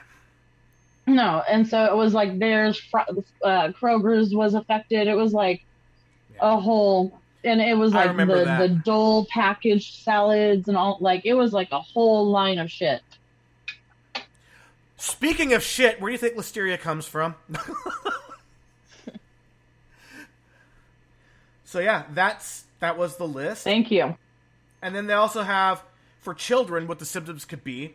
This is important. This is for your the parents out there. This is something, you should be aware of your own child's mental health. And it is tough. Reference. It's really tough. It's very tough. Mental health conditions can also begin to develop in young children. Because they're still learning how to identify and talk about thoughts and emotions, their most obvious symptoms are behavioral. Symptoms in children may include the following: changes in school performance. Oh, that is a big red flag. Oh, huge. Excessive worrying or anxiety, for instance, fighting to avoid bed or school. Also, abandonment kind of stuff, like suddenly really not wanting to let you go. Yeah. For like no the apparent sudden, reason. Yeah. Like, your daughter's like every day going to school, your son like, okay, bye, okay, bye, fine. okay, bye. And then one day they're like, I don't want to go. Can you please pick me up early? Can you get off of work early? Yeah. You know what? Take it seriously. There's something going on. Any sudden changes. Yeah, hyperactive behavior. But that has to be outside of the normal energy levels of a child. Frequent nightmares. That's a big red flag. Mm-hmm. Frequent disobedience or aggression. Especially if your child's normally mild-mannered. Oh, man. And frequent temper tantrums. You see an increase in those? Yeah. Question. Is there like a age group that they're referring to on this, or is this just like... It's kind of like they just said young children. Okay. So, I don't know what their age range is, but they're definitely talking about people that they are learning what their emotions are. Okay. And here I am, I'm 45 and I'm still learning. Am I a young child? Well, we weren't provided what there is now. No. Actually, what's funny is that we have a new daycare provider for the kids. They could not stand their last one. Now, what's awesome about this one is they're partially retired. They only need a certain amount of money per week to be able to get by. God, how cute. We are providing them exactly what they asked for. They come to the house, 7 a.m. I get to go to work. They're going to go ahead and get the kids ready for school and whatever they like, preschool. There's a summer camp thing that my boy's going to Monday, Wednesday, Friday. My little girl's going to insect camp 5 days a week. Serious! Where the hell can I be a kid again? Right? I go to insect camp. Right? So yeah, that's a 3-week program. My son's getting swim lessons as part of his summer program at a park that has like the best aquatic center. So that's awesome. Yeah, so she's running him around. She's taking him over to her house pretty often. They're doing like they're painting pots for for plants. They're just having the greatest summer right now. And I'm like, motherfuckers. You know what I got for awesome. He's like, you know what my sister and I got for summer? We got $2 a day to go up to the swimming pool at the high school. Because it was $1 a person to get in. Oh my god, you guys. Shut up. Please. I know there's somebody out there. Come on. Well, okay, so Oh my- Kat was just saying, wow, never going to get another one again, talking about the Safeway Select salads, because that's the type of salad I usually get. Well, again, that was during a breakout, or an outbreak, and It was, yeah. And at the time, like, that was before they started pulling everything off the shelf. I guarantee it. Yeah, I was the 'Cause lucky one, like, literally. They are really quick to pull that shit off of shelves once it's been confirmed. Mm-hmm. I mean, how fast did, like, even, like, you go, like, you would go, like, say, even Jack in the Box, and they're like, we didn't get our lettuce from the same supplier, but due to the fears alone. I just have this, like, it's like puking off a tequila. You I've know? never gotten that drunk off of tequila, but I have off Me neither. I have off of spiced rum. Tequila is one of my favorite alcohols in the entire world, so. Same. Although, rum is my favorite, but I cannot do spiced rum anymore. Just the smell gets me now. Oh, okay. Then for you, it's like, you know, you just can't go back to it. You're like, nah, you did me dirty once. That, and there's so many listeria outbreaks in lettuce and stuff. I'm just like, you know what? I'm good. This shit's like... You all got to get your shit together, you farmers. Look, you it's guys are happening like every 4 months. It happens a couple times a year. I'm good, dude. I'm good. Like, you guys are feeding America, and that is awesome. But seriously, if you're also poisoning America, that's a problem. Right? That's not awesome. No, it's kind of like the E. coli in beef. You know where E. coli comes from in beef? It's when the beef hits their feces. Yep. And if you're getting E. coli poisoning off of a burger, that means that from the point it went from the slaughterhouse into your stomach, it was never... It came in contact with fecal matter and it was never cleaned. So nasty. Ugh. So nasty. And because it wasn't cooked properly, it never got killed off. Ugh. Oh, their cleaning is, oh, we'll hose it off. No, that is not good enough. You're cleaning the debris off, you are not disinfecting. There are different stages of cleanliness. Right. I went to fucking school for this. I am a certified sterile processing technician and supply distribution person. I can literally, legally put that acronym after my name, legally, for another 3 years. He's like, Trust me. until I let it drop. Yeah, there are...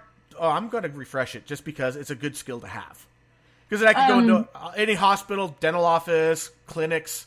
They all need some kind of sterile tech sometimes. And honestly, the sterile processing is the heart of healthcare. You don't have clean tools, you're fucked. Yeah. You might as well be drinking the same water you pee in. Yeah, it's like, you know why it's so important to make sure that it's debrided of all the contaminants? Why it should be visually cleaned before you put it in the sterilizer? Because if you have a chunk of something stuck to a tool and you sterilize it, you sterilized the chunk of something that still does. It's a foreign object that does not belong in your body, and it doesn't tell you what the condition is under that chunk. That could still be infectious. That's disgusting. That's why you really have to make sure you get everything clean. And I mean clean. Now, when I went to school, they would give us a test. We'd have to go, and they would get us this semi-water soluble paint. And we would have to paint the living fuck out of baskets of tools. What? And then we had to clean them and then get them inspected under a high-powered magnifying glass with the light ring around it by a certified technician. And they said they had only ever had one team in the history of the school ever pass the test. Wow. My team was team number 2. I was the last one. It went by me before I handed it over because I was nitpicky as fuck. Because the thing was, if I let my quality control slip to where I'm not nitpicky as fuck, that could kill someone. Okay, so I always told everybody in pharmacy, because that's where I'm at, is you treat everything like you're dealing with it for your grandma, and you'll do it right. Like, you clean your fucking shit and sterilize your shit like your grandma's gonna be the next one going underneath that shit, you'll do it right. You fill a prescription like it's for your fucking grandma, and if you fuck up, you're gonna kill her, you'll do it right. Yeah. Yeah. And I tell you right now, you take any hospital. If sterile processing went on strike, that hospital would be shut down in 2 days. They would just run out of equipment.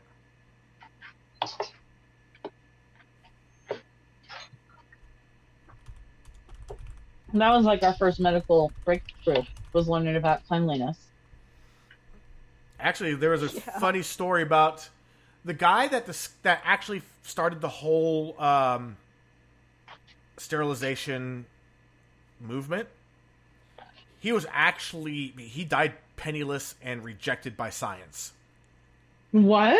Wow. Seriously, and here's why. So, this is when medicine was still very barbaric. You know, they did open air surgical theaters where people were not wearing masks, and they would just, you know, whatever the tools and all that. Well, this guy decided to take a study because he was like, look, the doctors have more cases of post-operative infection than, say, the Montessori or the monastery. So it's like, okay, what's the difference? Where's the difference? What are they doing that we're not? Turns out what they were doing is that they were bleaching their tools. Now, what he thought was happening was that dead flesh was getting transported between the bodies, and that dead flesh was causing the infection. Close. It was the disease, the actual bacteria and microbes. And it doesn't have to necessarily be bacteria. It could be amoebas. It could be there's a number of things that can fuck you up. Virus. It could be a virus, yeah. And bleach turned out to be super effective. So when he started making the doctors bleach their tools and wash their hands between patients, suddenly the doctors were having with the washing of hands, which they weren't doing at the other place, they started doing better than the others. And you know why he was attacked and derided and kicked out of the community? The doctors took it as, you just proved to the world that we were killing people.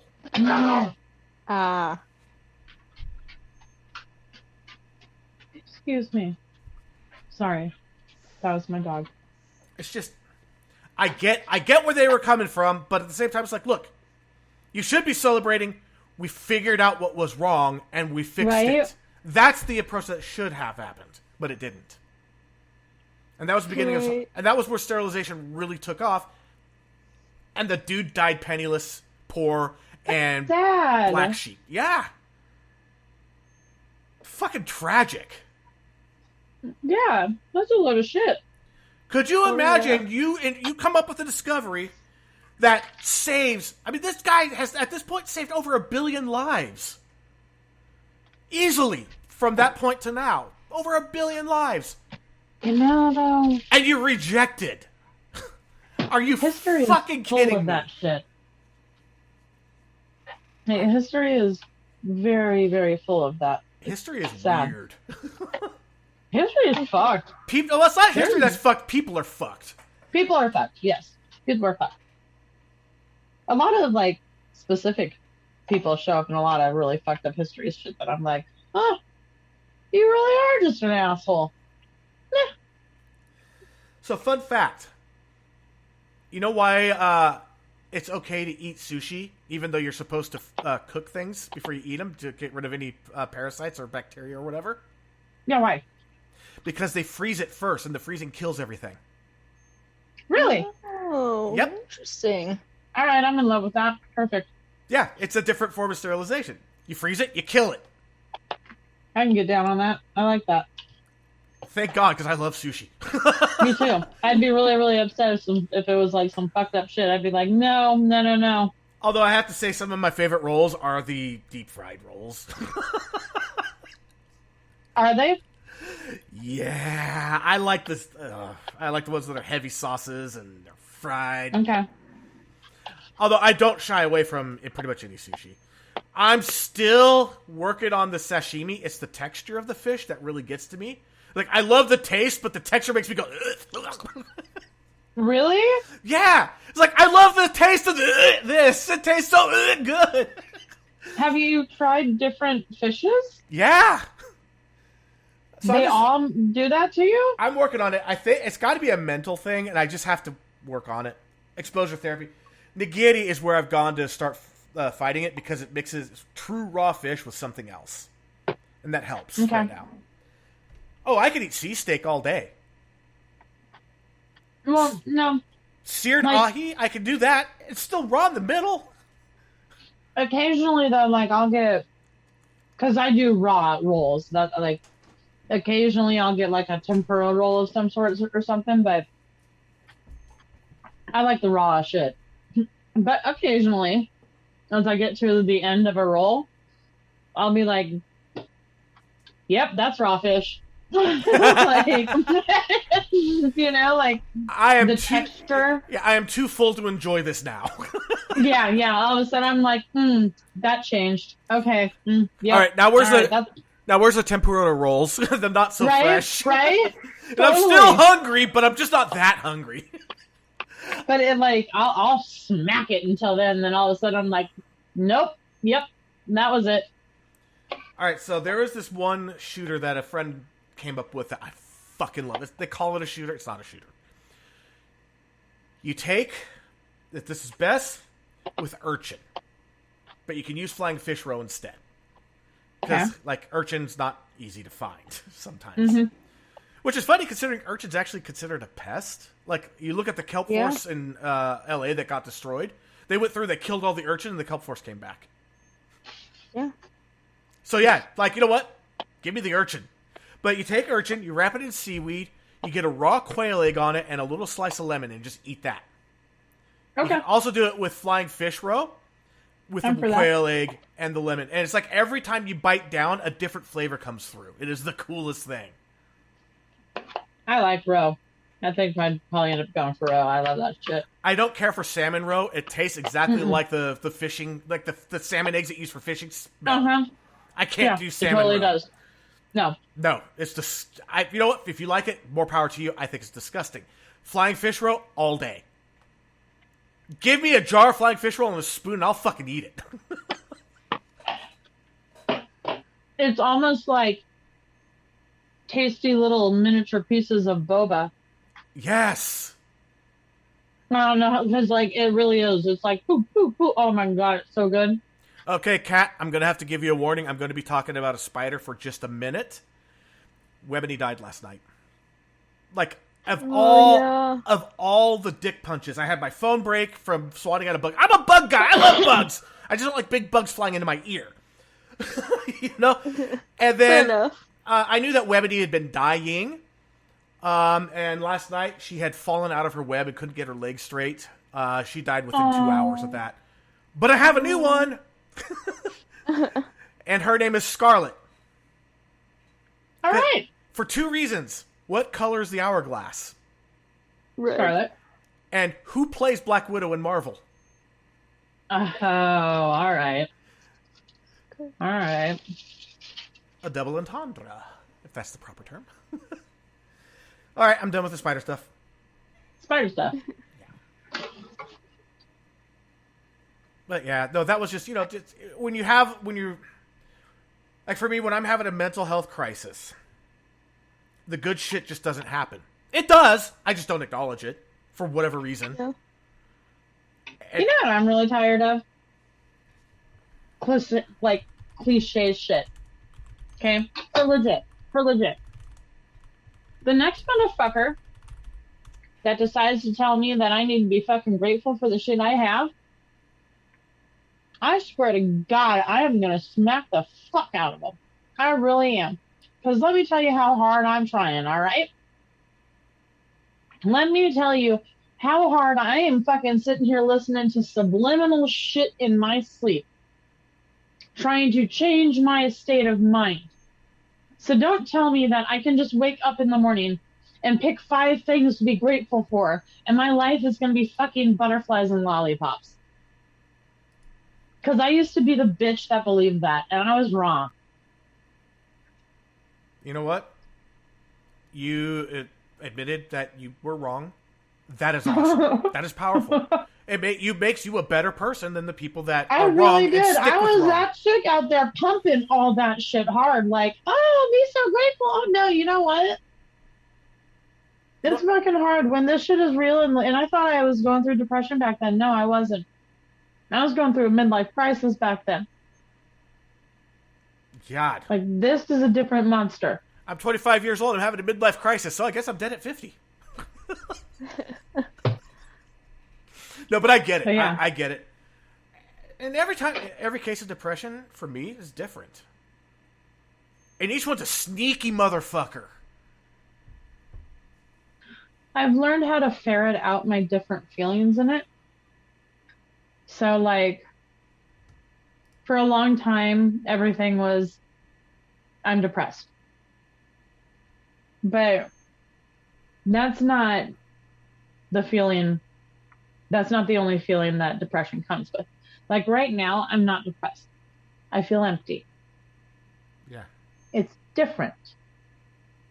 When you're depressed, like, you still feel like there's pieces in there. Like, this depression is empty right now. It's different. And mine, I feel nothing. It's like a I have little black hole.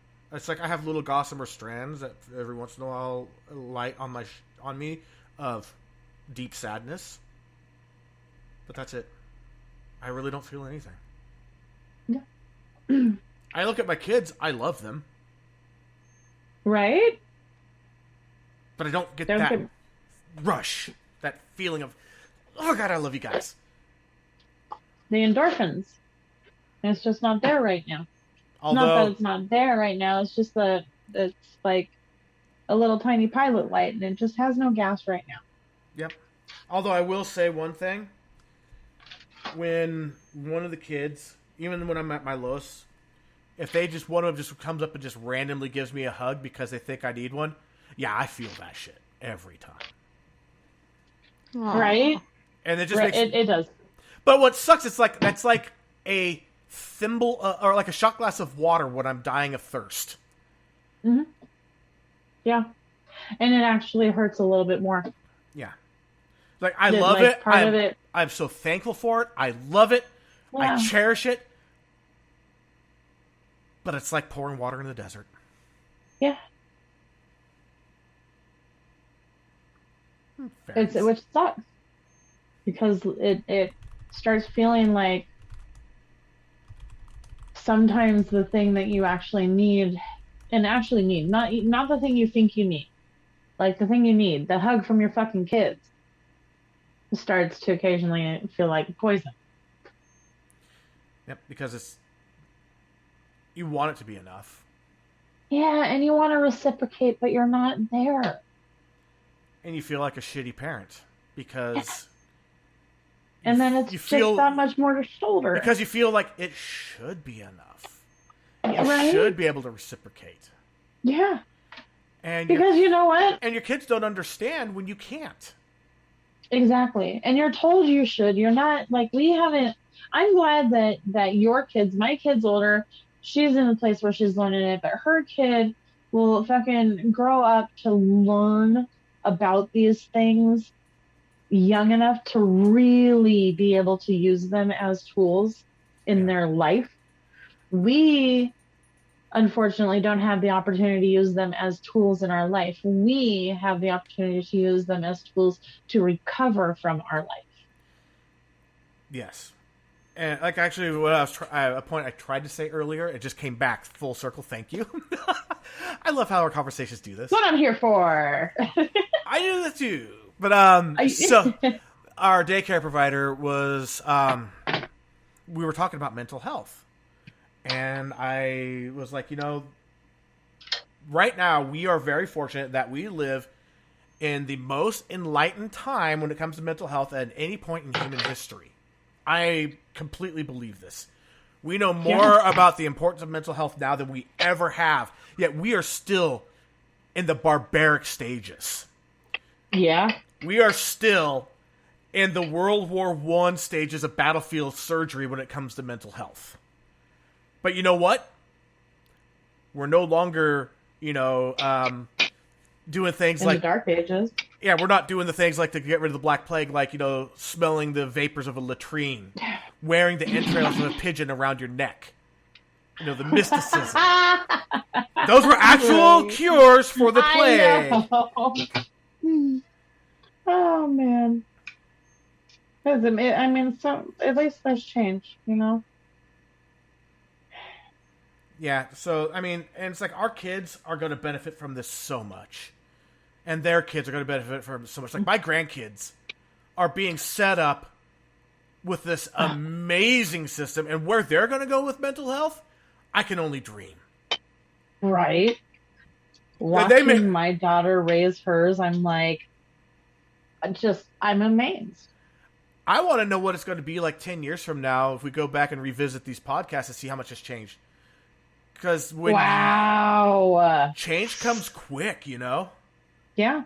No, really I don't does. want to think about that. I'll be almost 29. No. Oh my god, don't I'm make me gonna think fucking about walk that. away. I'm leaving. I'm leaving. Don't make me think Bye. about that, please. Well, I mean, just You're a baby. let me put it this way. When I was born in 1977, there were still hospitals that used alcohol in an IV drip to stop contractions. Oh. Other hospitals considered that barbaric, but there were hospitals that still did that. You know how I know? My mom was one of them. I was a child that they tried to stop the contractions so I wouldn't be born too early using an alcohol drip. 2 liters of alcohol. Yeah, I still think that has a lot of bearing as to why my mom was an alcoholic. That is. It already runs in the family. Okay. And then you do that. Yeah. I mean, even if my mom didn't drink very much after that for a while, I mean, you set the foundation. Mm-hmm. Yeah. You know, it's like an allergy. Yeah. It's like when you have an allergic reaction to something, it's usually the second time you're exposed to it, not the first. The first sets the stage. And that second time could be way off in the future. I'm so glad I haven't found out I'm allergic to anything. I'm allergic to penicillin. They found out when I was a little baby. I get hives. Could be worse. That's still bad. Yeah, I but know. it could be worse. But that sucks know. because that's like takes away half of the antibiotics out there they're all the penicillin based. Yeah. Yeah. Basically, And nothing that ends in cillin. Basically. You want me to get hives? Give me that. You know. I am allergic to a specific milkweed. If the milk gets on my skin, I will break out in blisters. Really? Yeah. And it turns out my sister is also allergic to it. There's a lot of people that were allergic to it. Well, we didn't know we were allergic to it, and we put it in my grandfather had a burn pile. And so we started burning it. And my sister got closer to the fire than I did. She, I swear, this is a joke, but women really are from hell. I mean, that's why you guys turn your showers all the way to fucking hot, which is why she was able to stand closer to the flames than I could. Anyway, jokes aside, she wound up with almost a full body rash and blisters because of it. I wound up with a lot less. Oh my god. Wow. Yeah. Wow. I don't even know the name of it. Oh. Damn. That's... Wow. I'm allergic to kiwis, but I eat them anyway. I'm also allergic to face paint, it turns out. I found out when I was cosplaying at Comic-Con. Oh no. It burned my skin, it made my eyes water, it made my skin really red. It was an uncomfortable experience, and for some reason, my genius brain decided, you know what, I'm gonna wear some for Halloween. Cosplay as the Joker. Oh no. Yeah, it was... my genius That's not a shining moment. No. Okay. No. And I'm glad you brought up the Joker, because that actually was something I wanted to make a point on. Where Hollywood actually got a mental health crisis right. The Joaquin Oh Phoenix my god, Joker. in The Joker? Yeah. The Joker. Yeah. Holy fuck. Yeah. Oh my god, that movie. Like, the first time you watch it, you don't realize how far he spiraled out of control. You watch it the second time, and you're like, holy fuck, he never had that relationship. It was all in his head. Yeah. And I'm sorry if it's a spoiler. The movie's been out for years. Go watch it. For crying out loud. Well, it threw me into a tailspin personally when at the end I couldn't necessarily decipher my own feelings about it, because it was really, really hard for me to be so happy for a guy who had done so much shit, even though he had reason. And I'm like, oh, look, he found his plan of Mars. That's fantastic. It was really hard for me to digest in ways, because the emotions that it created were just so conflicting and opposite of each other. It was very strange. Okay, you Well, want to be fair, Oh, no, go for it. To be fair. To be fair, one, it's fiction, and two, it's Gotham. What do you expect? Right. But at the same time, it's like it's given the right circumstances. I mean, the difference between a good guy and a villain can be literally one bad day. And that is a quote from the Joker. Not from the movie The Joker, but, the comic book Joker. Yeah. You could drive a person completely off the cliff with one bad day. Hey, it's like your day any other day, checking your phone, fucking so on and so forth. Right time in life, right person. Some people snap that way. Yeah. Yeah.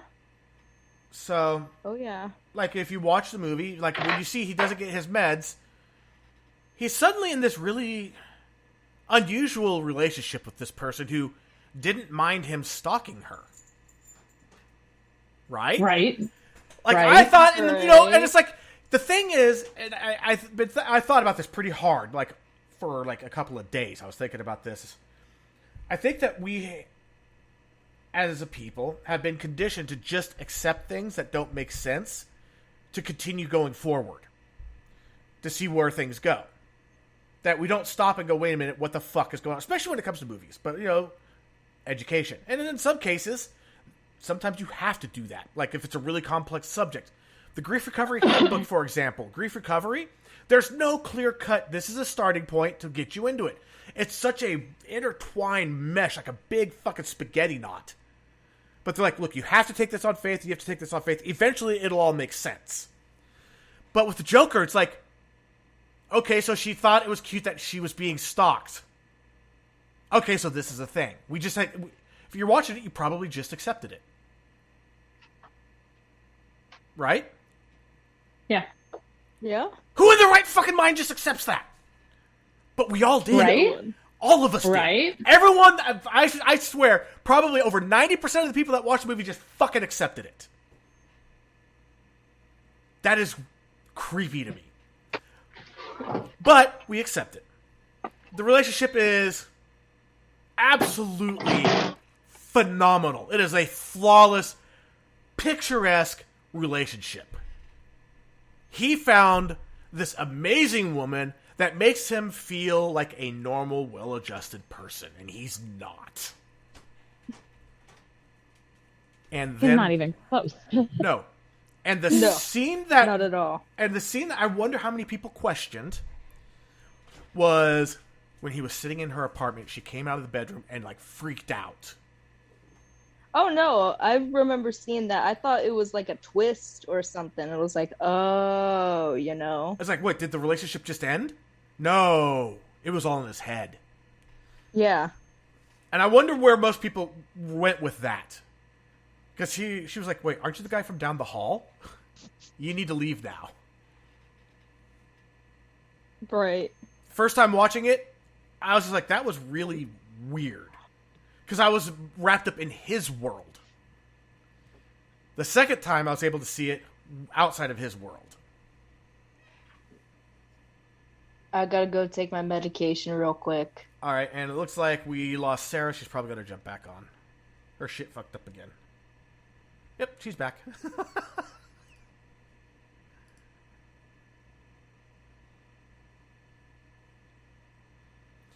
And for the sake of, just all things true here, Kat did point out not all women take hot showers. Which is true. My son's girlfriend likes them cool, and he likes them, flames of hell hot. And Kat said, I prefer them lukewarm to warm. And I'm a flames of hell hot girl.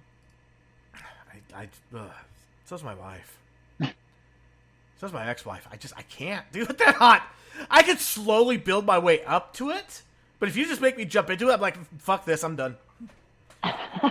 It's hotter than a hot tub, I'm out. That's hilarious. Okay, so I lost you, so I was going to ask you, so when he was in the apartment of the, and that girl, she walked out. Yeah. Freaked out. What are you doing here? Wait, aren't you the guy from down the hall? You need to leave. What was your take on that?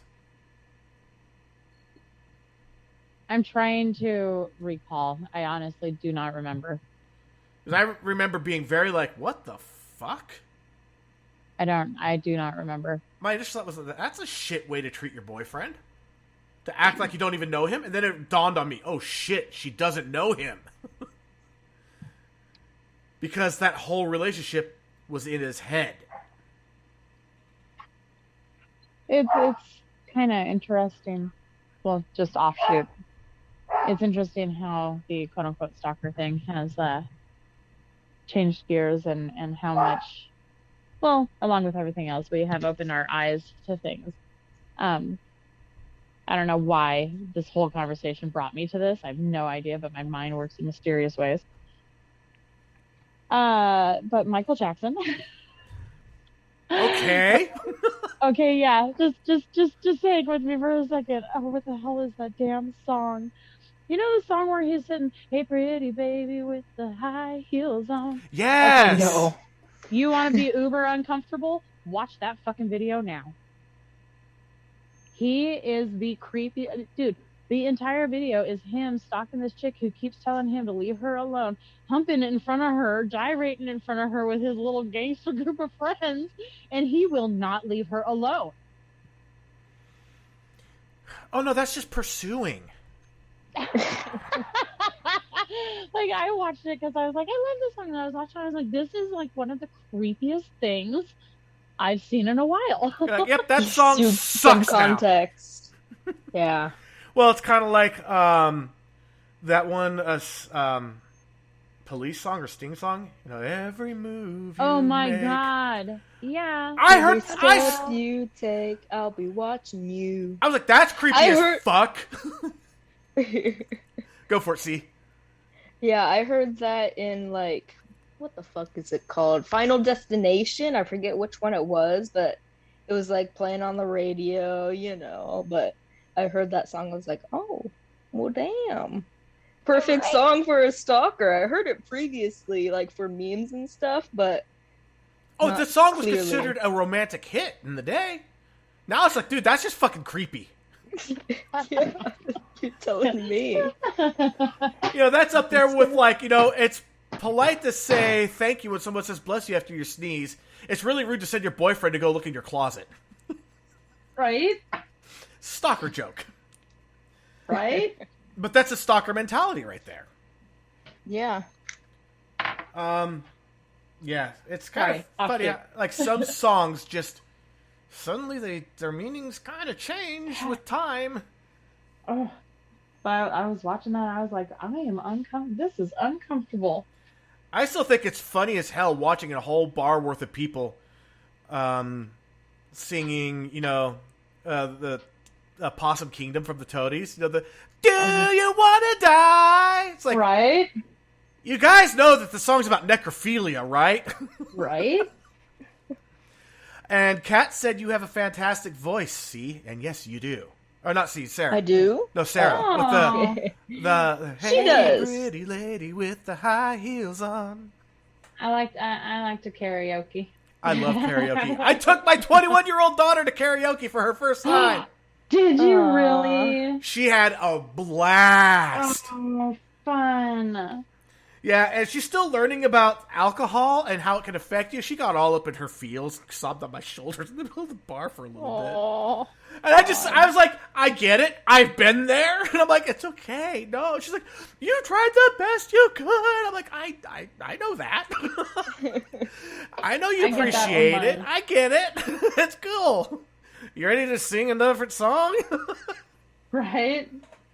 A happy one? Yeah, she ended the night with Toxic by Britney Spears, and the whole bar sang along. I was like, I didn't realize the song was still that popular. Aww. Alright, Sarah, if you ever come out this way, we are going to karaoke. I found this amazing karaoke place. It's the rent the room kind of thing. Yeah, Each room has a theme.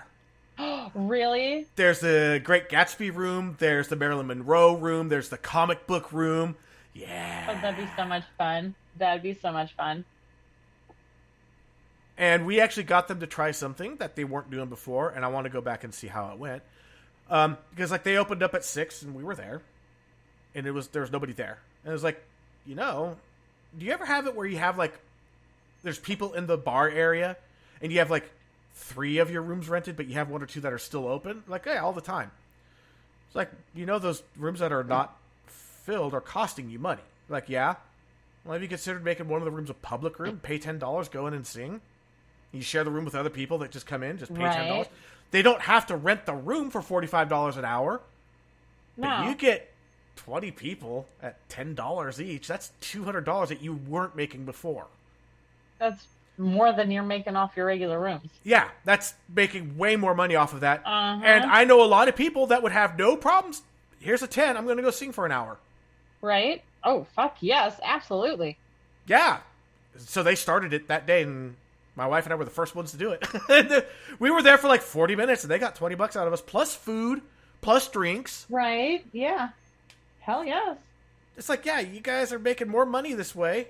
Because had we not paid that $20 for that room, even though it was still cheaper than renting the room for an hour, that's still $20 that you would not have got otherwise. And it cost you nothing.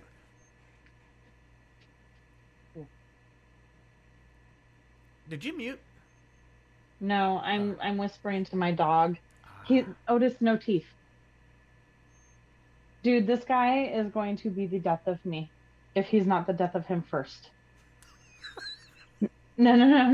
You don't even. So, he's my parvo puppy, which you already know. We went through the parvo thing, right?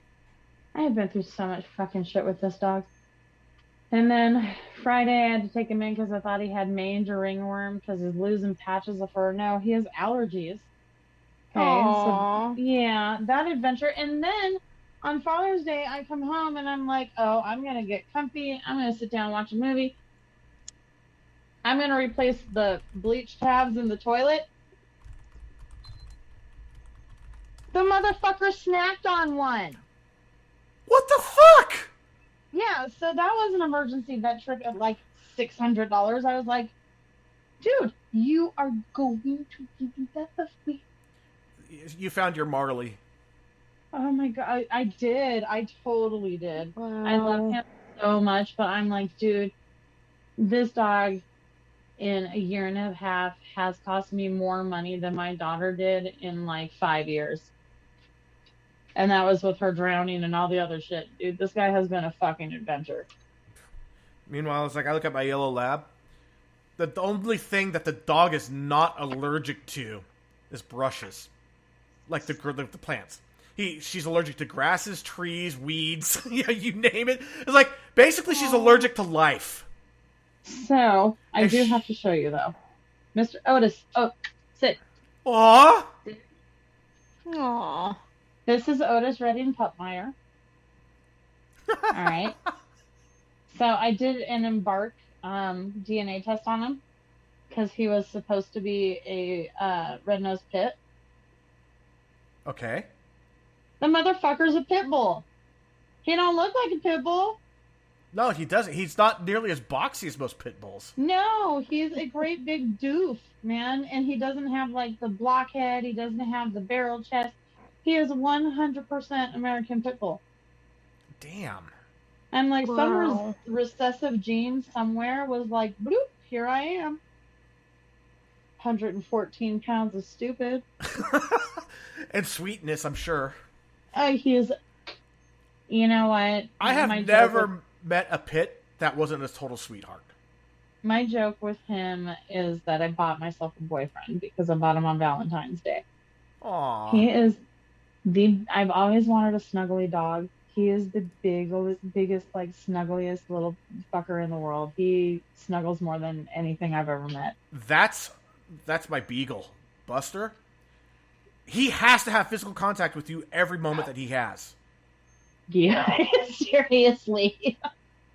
Like, he will lay down next to you and just, like, be very lightly, like, up against your hip. Like, where you barely notice, like, you don't even notice he's there. And you go to sit back, and you put your hand, you're like, oh shit, there's a dog. Yeah, he's licking my heel right now. I've gotten used to that. I'm like, okay, you're just gonna lick me when I stand places. All right. Yeah, Buster will, if given the opportunity, will bathe my entire body if I let him. I can't do it. Like, my other one knows one kiss. Like, I'll tell her, Gigi, give me a kiss, and she'll go, no, give me one little lick and be like, yep, that's all I'm allowed to do. I know it. Yeah, I mean, it's like with Buster. And I've noticed that this is something, like, I watch other videos with beagles, and I think it's just the way that beagles are, is that they will always sniff before they kiss. And I was always like, you motherfucker, you're trying to see what I ate. No, it's... And if I didn't eat anything, you're not going to give me a kiss, right? Because sometimes you're going to do that. It's that he's a scent hound. Yeah. So he's just familiarizing with the scent. And when he does his kisses, it's like the tongue gets pressed and it sits there for a moment and then pulls away. Press, pull away. Press, pull away. Meanwhile, I have my yellow lab and it's like face bath, face bath, face bath. Yeah, that's... When I had listeria, I thought I was going to fucking die, dude. Because, I mean, he weighed 84 pounds then. And he would just put his paws on my stomach. And, like, all of my insides hurt so bad. I was like, dude, don't touch me. You're 84 pounds on all of my organs right now. Like, dude, do you want my intestines to shoot out my ass? Because you're about to do that. Oh, it hurt so bad. I was like, God. I know, buddy. Come here, fat man, do. So, one thing I was hoping that would be demonstrated with this episode, and I think it has been, even when you're going through a crisis, sharing a crisis with others that are also in that place actually is very helpful and therapeutic. And it could give you a boost for a little while. I'm feeling a little bit better. I feel, Good. yeah, much better for the day. Yeah, how about you, C? I'm not sure, to be honest. That's fair. That's totally fair. Yeah, you don't have to feel better just because we do. I know. Hell, you could have been like, fuck, I feel worse. Be like, okay, well, so not everybody. Well, there's a lot of days that you're just blessed with a couple of moments that you do feel better. Yeah. You know? And then there's days that you search for a way to feel better. And then there's days that you just let it do what it does. Yeah, so, one thing that kind of going, I know I'm bouncing around a little bit. You know, just trying to get some loose ends before the episode ends because we're starting to get there a little bit. We still have some time, but we're getting there. When I was a guest at the Anxiety Treatment Center, which was a godsend. I'm still considering that. You know that they have an Airbnb here for that. They charge the same for someone coming out of state as they do someone that's here locally because the fees pay for the Airbnb. So if you're accepted, you'll pay the same that I paid, but you'll get the Airbnb that I didn't get. Gotcha. One of the things that they had you do is that you had a journal. It had a couple of sections in it. The one section, you know, it was like there's like 3 subject notebooks. One of them you use, and you put in 5 things that you accomplished from the previous 24 hours. It could be as little as I got out of bed to go pee. Because, you know, sure beats pissing yourself than being in a wet bed. True, but you know what? You did it. It was healthy for you to go pee. Write it down. Doesn't have to be spectacular, just 5 things. Then you read a chapter out of a self-help book. That one of those was has like 365 things, you know, so they're short chapters. And then you write a paragraph about how it relates to you. And guess what? Almost every time it will, somewhere, some way. And then the third chapter is you write what you would like to accomplish over the next 24 hours. Goal setting. And you know what? It helps. It's small. It's tedious. Oh, fuck, it's tedious. But it helps. Because then you actually, when you start your day, writing down what you would like to accomplish, well, now you have something to do. You accomplish it, you get that little endorphin rush. It helps. Is it going to cure you? No. But it can make the day tolerable.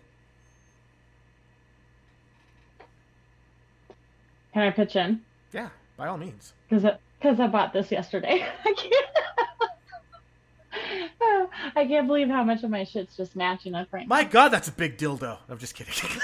No, I have those already. Those were on the table in the living room. That's why I said it.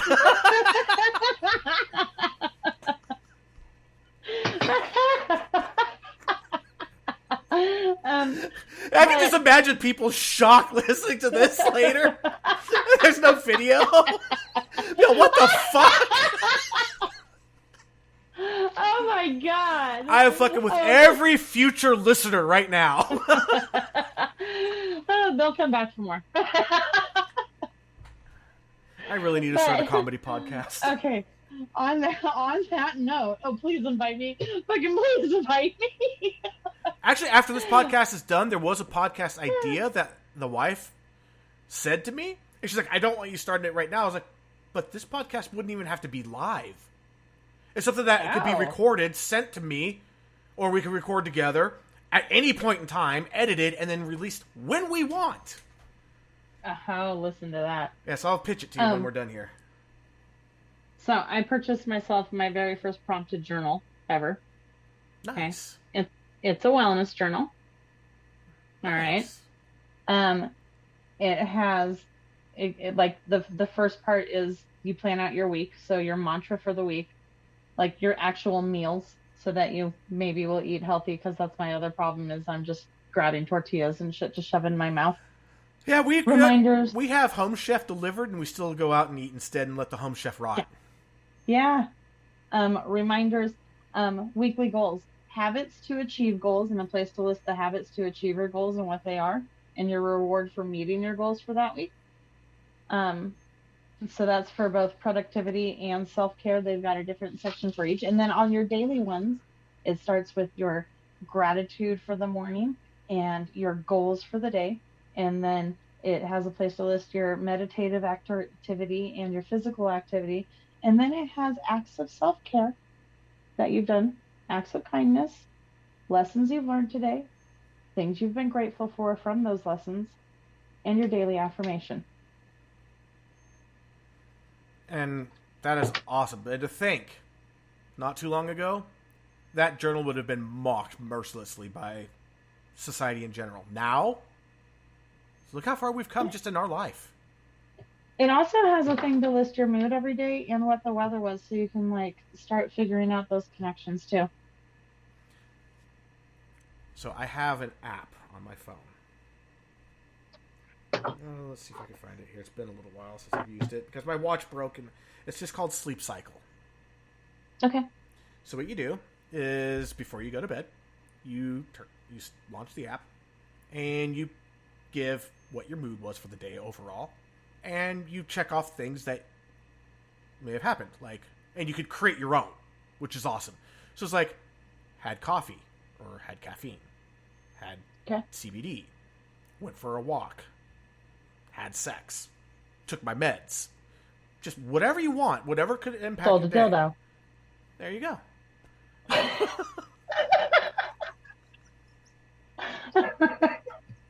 Anyway. Rearrange my guts with an artificial dick.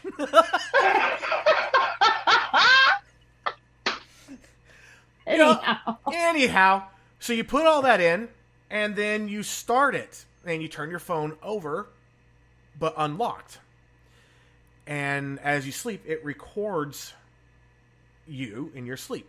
It monitors your sleep. And it has a watch component, which is awesome, because it can monitor your heart rate at the time and whatever else that the watch can do. And it'll record when you talk in your sleep and tell you, talk in your sleep. It'll record when you snore. It's fairly good at telling when it's you and not the person next to you. However, it has picked up my wife snoring and called it me. And I was like, no.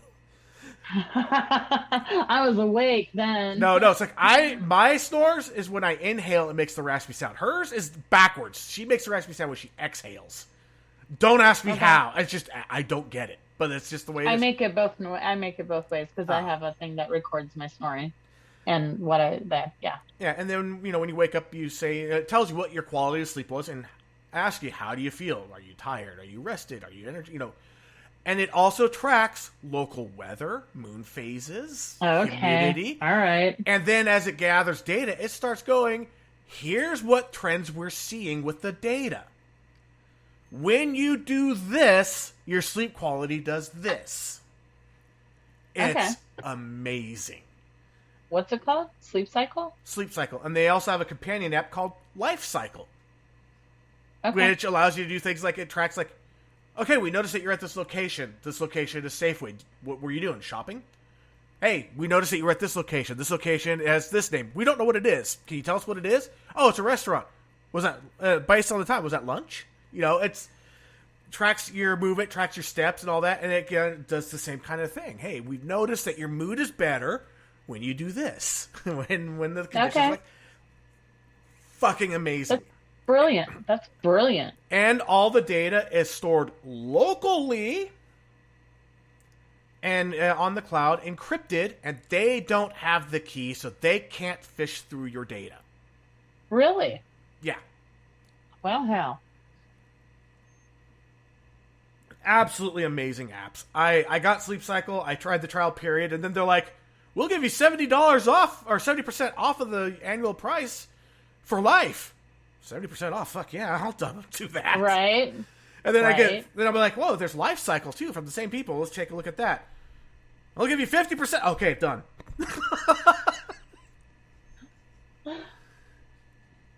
I bought them 3 years ago. Maybe 5 years ago now. They're amazing. I love them. They're great apps. All right. It really gives you more insight as to things that you can do. Like, shit, I didn't realize that during the moon phase, like the waxing gibbous moon, I have trouble sleeping. I don't know why. That's weird. That's good to know. Maybe there's something I can do to counter it.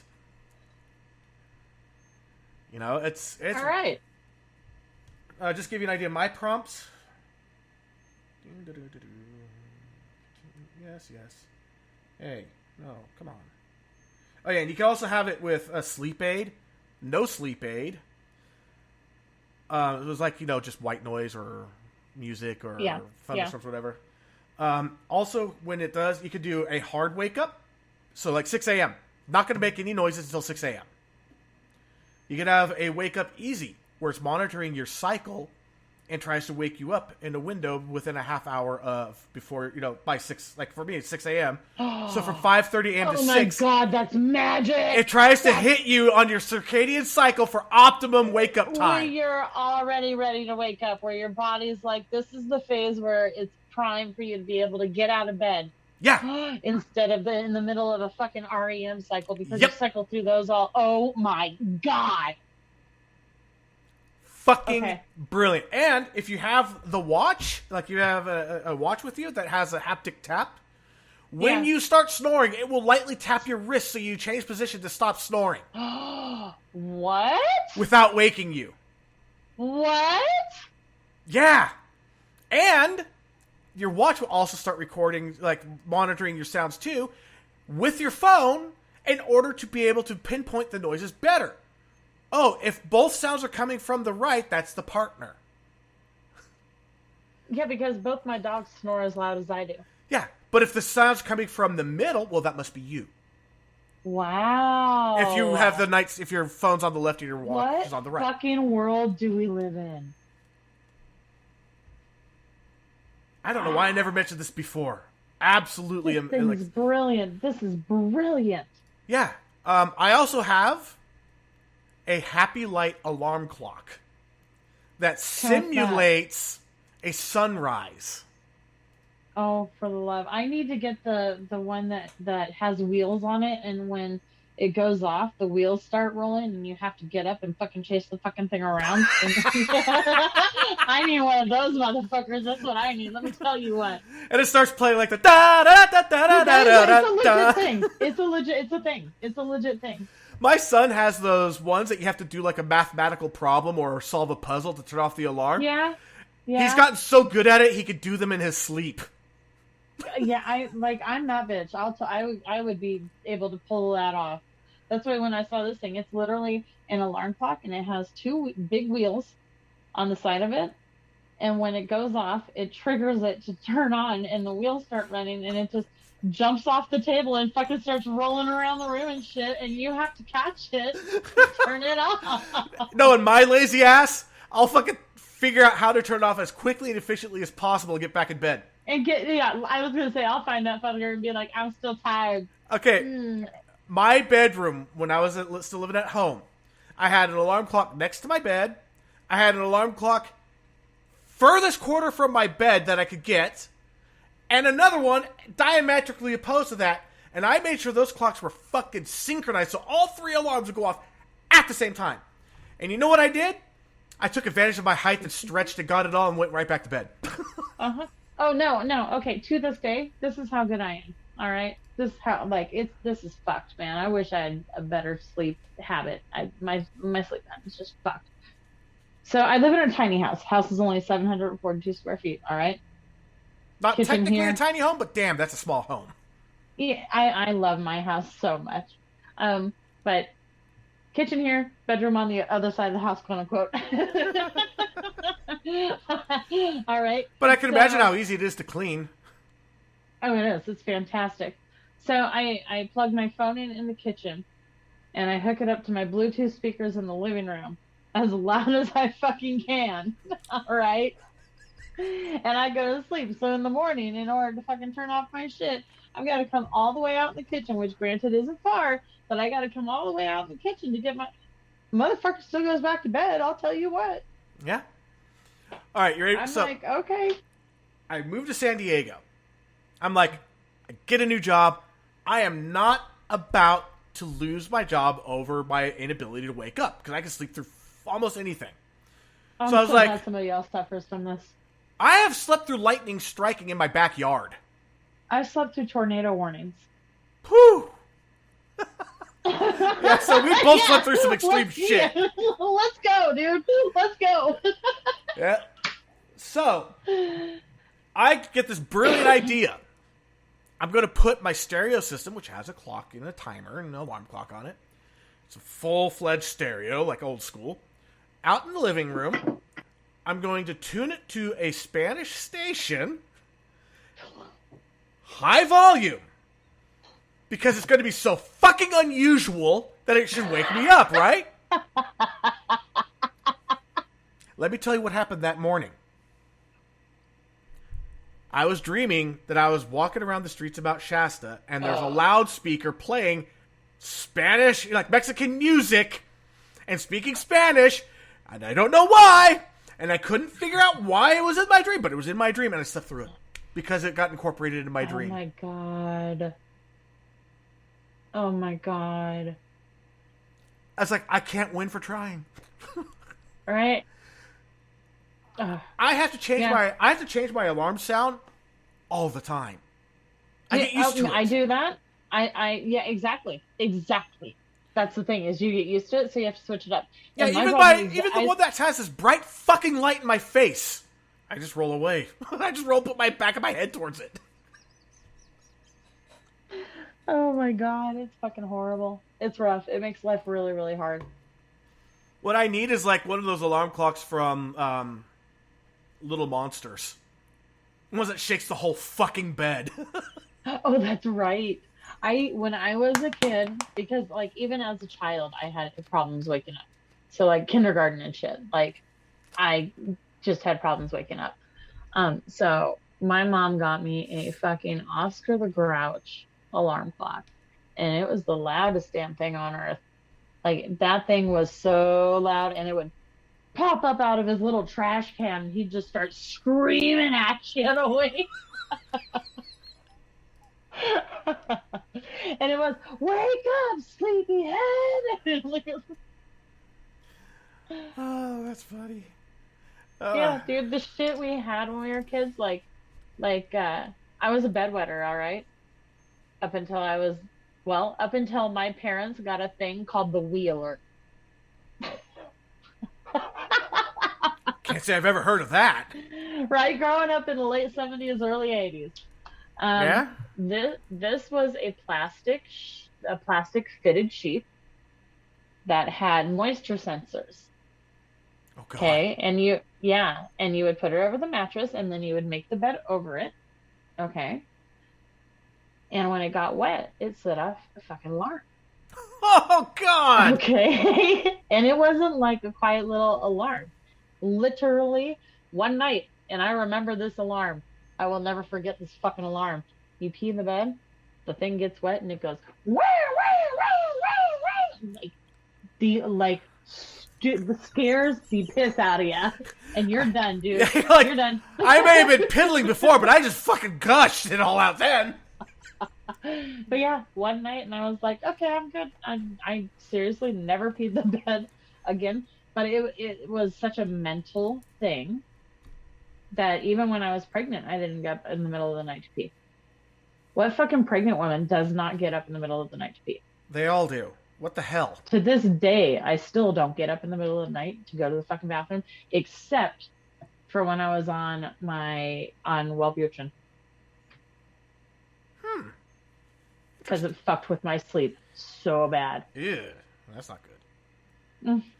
But yeah, no. So you know how they tell you never pee in a dream? I actually don't have that problem.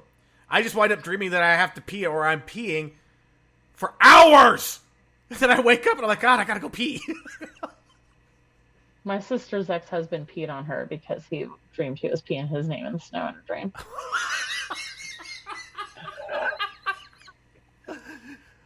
How you doing, C? I gotta go. I'm getting really agitated. All right. Okay, honey. Have a good night. Talk to you Have later, a good dude. night, guys. Talk to you later. Take care. Bye-bye. Bye. Bye, honey. You do know that C identifies as a dude, right? No, I didn't. I should have said something sooner. Yeah, you should have said something sooner. I was waiting for C to do it. Then prodding C to do it.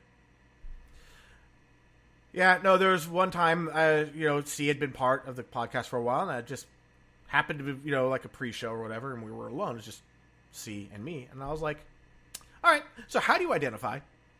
And the look was like, how did you know? I'm like, there's a lot of signs. Gotcha. And C was like, first they, them, but then it's like later on, you could tell, dude. Okay. So C, if you're listening to this, I got your back.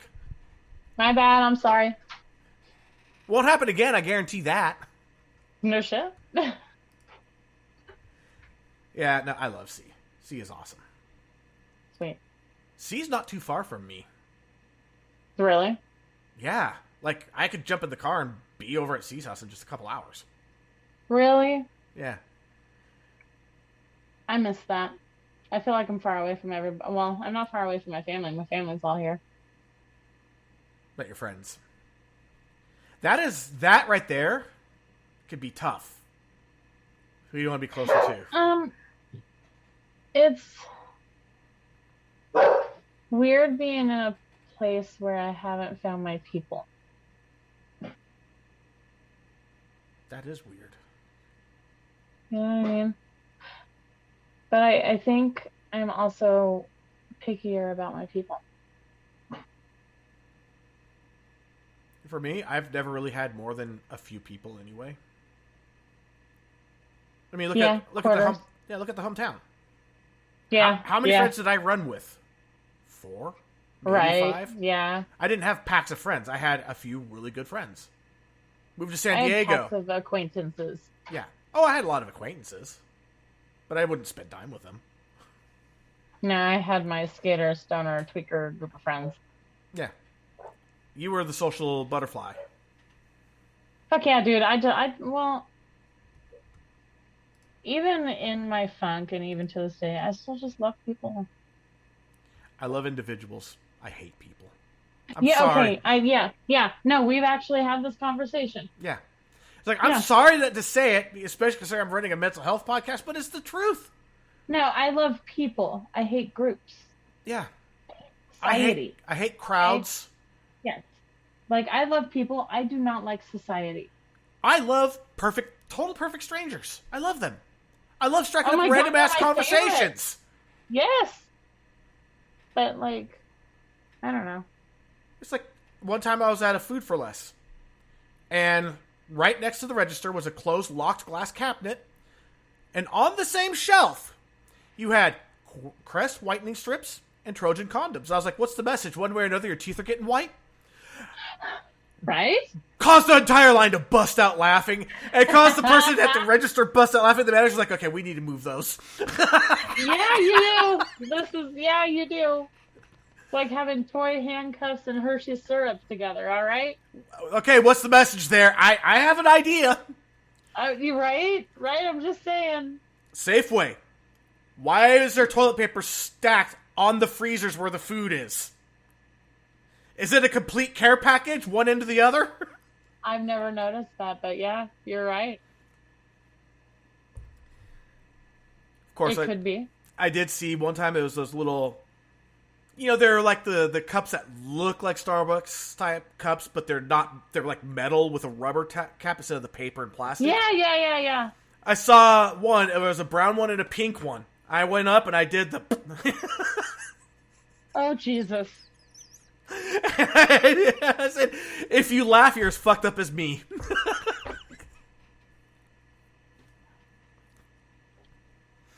Kind of like when I see Neapolitan ice cream.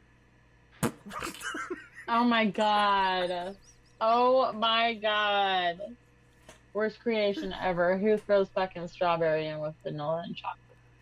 It's not too bad. I prefer spumoni myself.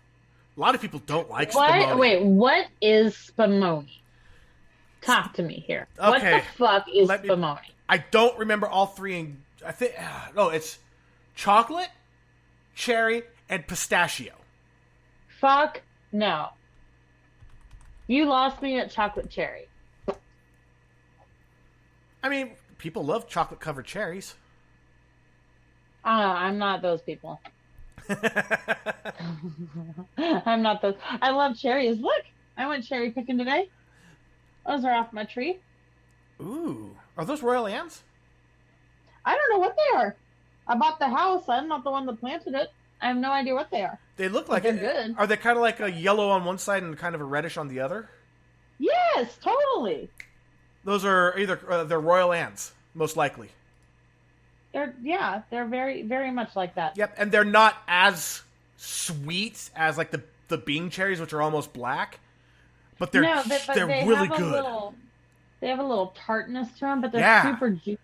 Yeah, Like, yeah. They're very, very juicy. That's Even exactly though what these they ones are. are like tiny, they're super juicy.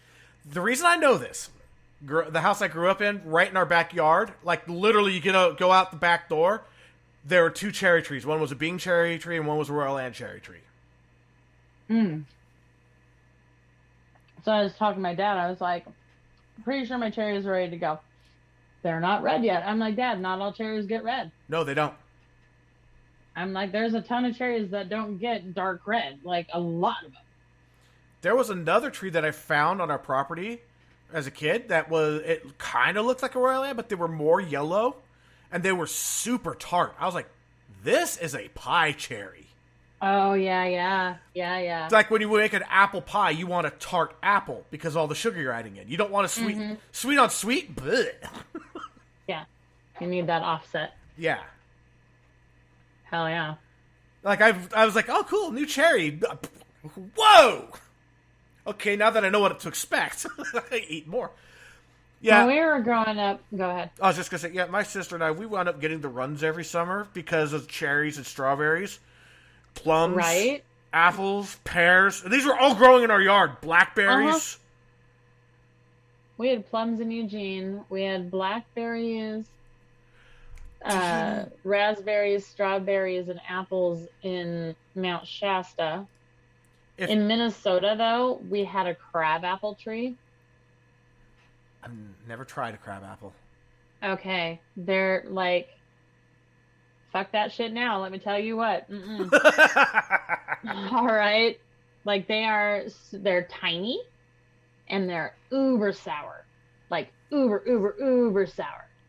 And oh, holy Hannah, I used to eat myself sick on those things when I was little. Oh Jesus. I'd climb up in that fucker and I would eat like 20 crab apples, and like an hour later I'd just be sick as a goddamn dog. They were good though. All right, so they were tasty. There's a plum. There's a lot of these trees in Mount Shasta, and I cannot find these plums to save my life. They're like that light purple and golden color, and they're not like super big. They're kind of oblong, almost egg-shaped. Yeah. I want to know what they are called, because I fucking want one of those trees, because they're the best plums ever. I don't know what they are. When I had a paper route, I would ride by like 6 of those trees a day, and when they were ripe, because they weren't like people planted the trees, they were just there. Yeah. And I would just go and grab a couple of plums and eat plums while I was on my paper route. That's my favorite thing on my walk right now is all these people have all these trees and all their limbs overhang the sidewalk. And I'm like, yes, I'll grab some cherries. Yeah, I mean, my freaking neighbors offered me cutting off their Saturn peach tree. I don't like peaches. Oh. I know.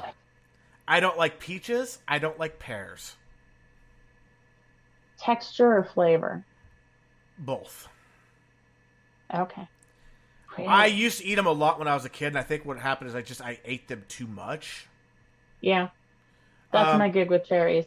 Yeah, Bartlett pears, See, I love pears because I never ate them as a kid. But apples, I'll go fucking ham on apples. And I live close to Apple Hill! What's your favorite apple? Okay, oh god. It's a real close toss-up between Golden Delicious and Honeycrisp. Really? Yeah. I don't hear Golden Delicious very often. That's different. That's very, very different. My favorite applesauce, and the top apple, whatever, like the one that makes like the most applesauce. The Treetop. Yeah, Treetop. They do make a Golden Delicious applesauce, and it is fucking heaven. You can't find it very often, but oh my god, when it's there, I'm like, yeah, I'll buy all of it. Oh my god, that's awesome. I'll eat so many of these goddamn applesauces, I'm gonna turn into a fire hydrant out the other end, and I don't care. Oh my god, that's fabulous. Oh Jesus. I like the sugar bees. Okay, so if you know I live close to Apple Hill. What is Apple Hill? Oh. Oh. Okay, late summer, early fall, Apple Hill. It's just to the east of the town I'm in. Okay. I know there's a lot of Apple Hill throughout the nation, so. But this one, tons and tons of apple orchards, and they all are open to the public. There's apple pies, there's apple butter, anything that could do with apples. They have apple samplings. One of the best apples I've ever had, but it's really hard to find apple, is the champagne apple. It is so fucking good. Champagne apple? Yeah, good luck finding it. There's like this one orchard alone has over 30 different species of apples. Have you ever had a lemonade apple? I did not know this existed. Find a fucking lemonade apple. They're mind-blowing. I don't know how to explain them. They are the perfect mix of like sweet and they're so good. and they're strange shaped. They're almost they're shaped a little more like a Golden Delicious. They're long. There's literally a website, lemonadeapple.com, and it is the lemonade apples. They're a little bit oblong. They're this Golden Delicious color with a little red hue. Yeah, they're so good. They're so good. Meet your new favorite apple variety. I got my parents hooked on them, and then we couldn't find them anywhere. Okay, so there's a website. You can order them. Lemonade apple donuts, bagels. Inside, gazpacho with lemonade apples. Lemonade You apple look so pie happy hummus. right now.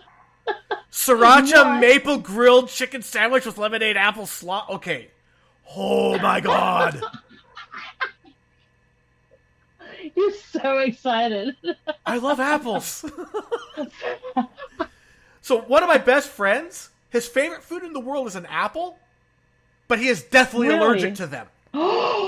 Okay. So my brother's favorite food in the world is clam chowder, and he's definitely allergic to shellfish. Oh. No. So you know what?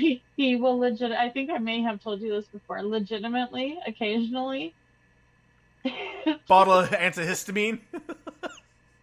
he will get himself an EpiPen. That's fucking crazy. He can eat a little bit of clam chowder. That's like having a death wish. Okay, did you ever watch the TV show Raising Hope? Yeah, I did. Did you see the episode when Jimmy discovered he wasn't actually allergic to fruit? No. So his parents couldn't afford fresh fruit, so they just told him that he was allergic to fruit. Then he found out that they lied. So he went nuts on fruit, but it turned out that he was allergic to dragon fruit. Or star fruit, one or the other. But it was his favorite. So there's at the end of the episode, he's sitting down in the store. He's all red, swollen, his eyes are watery, and he has a big grin on his face. He has a bottle of antihistamine in one hand and a fruit in the other, and he's like, takes a bite and chases it with antihistamine. Telling you. I'm telling My friend- I found that shit out. I was like, what the fuck are you doing, man? My friend got the one that's deathly allergic to apples, got a Honeycrisp, because that's his favorite, and he took little thin slices, and he'd eat a thin slice, wait for the wave of all the bad shit to go away before he tried another one. Took him 6 hours to eat half an apple. He said it was the greatest, Oh my most torturous God. thing ever. That was But, delicious. but he can eat apples after they've been cooked. There's a Yeah, it changes the chemical compound of yeah, them. whatever chemical that he's allergic to leaves, but it still leaves him a little kind of weird. Like he got a bear claw.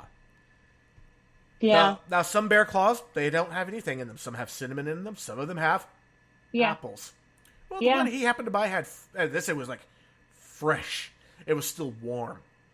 Oh, shit. He took a bite. He's like, "Oh my god, this is the greatest bear claw ever." Ever.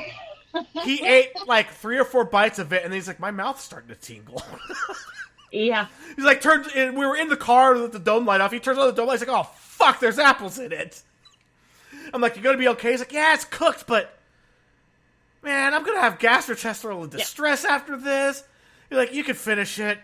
Fuck. It's good.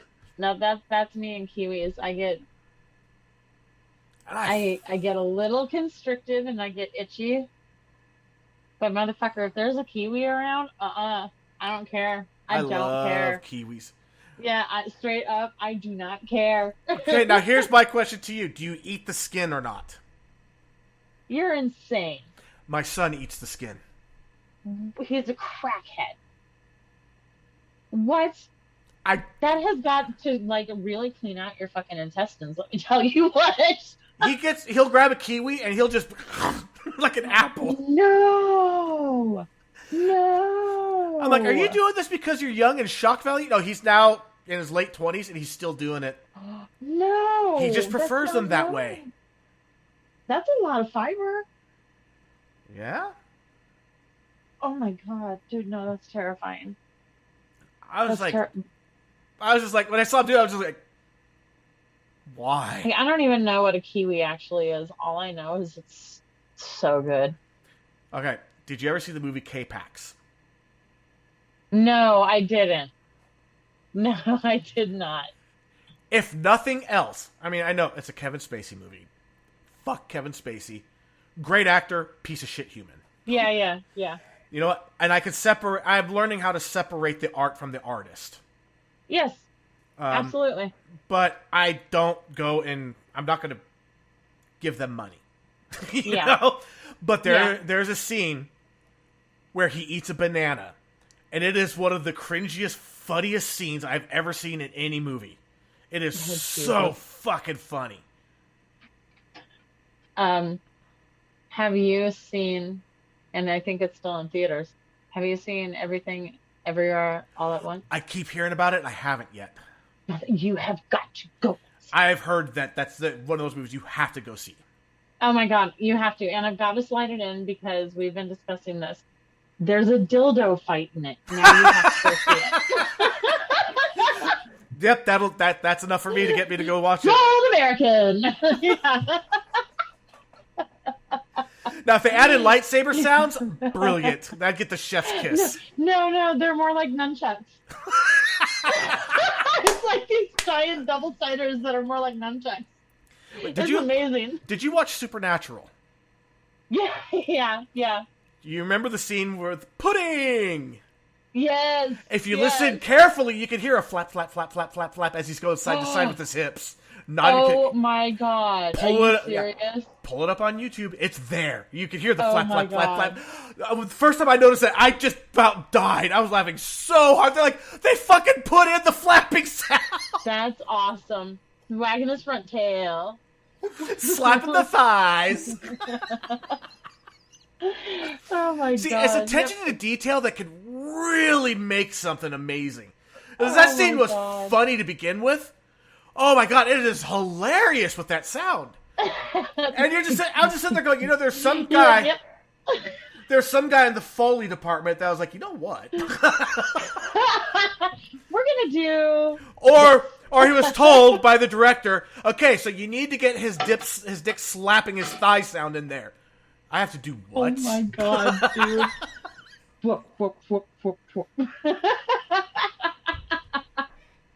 All right, so we are at the end of our time. We actually have guests scheduled for weeks out now, which is awesome. Yay! So next week we have something I've been trying really hard to get. We have someone coming on who has recently got their PhD in psychology. Okay. They've had their degree for about 3 years now. So we're going to talk about getting a PhD and why psychology. Let's shift gears just a little bit, but also, hey, let's talk about the stresses and what the mental health aspect is of going for a PhD, because Jesus. Then the week after that, we have someone who used to work for CPS going to talk about what it's like working with CPS. Yeah. Yeah. That is one I've been dying to get because, like, seriously, gnarly. That's got to fuck with you sometimes. I was talked out of that by one of my psychology teachers. Yeah, I couldn't do it. And then the week after that is our friend that we talked about earlier. Oh, yay! And we're going to be talking about how family, not only can the same people that break you as a child help fix you as an adult. The power of family. Aww. And then the week after that, we have a pastor coming on and about how religion saved him for his mental health. You know what? Everybody's included here. That's just the way it is. That's different. Yeah, you know what? I'm curious. I just want to learn. I want to learn everybody's story. Mm-hmm. I want to learn what makes each person tick. And I'm not going to be like, oh, religion, ugh, let's bag on it. No. For some people, that is the only reason they are still alive. For a lot of people. Yeah. For a lot of people. For a lot of people. So let's give it the seriousness that it deserves. And Kat's celebrating. Woohoo! All right, so until next week, on behalf of C, and I think Jay is still on vacation. Let me check really fast. Is Jay still on vacation? Jay is no longer on vacation. Jay should be back next week. Yay! So until next week, I'm E, and we'll catch you on the next one.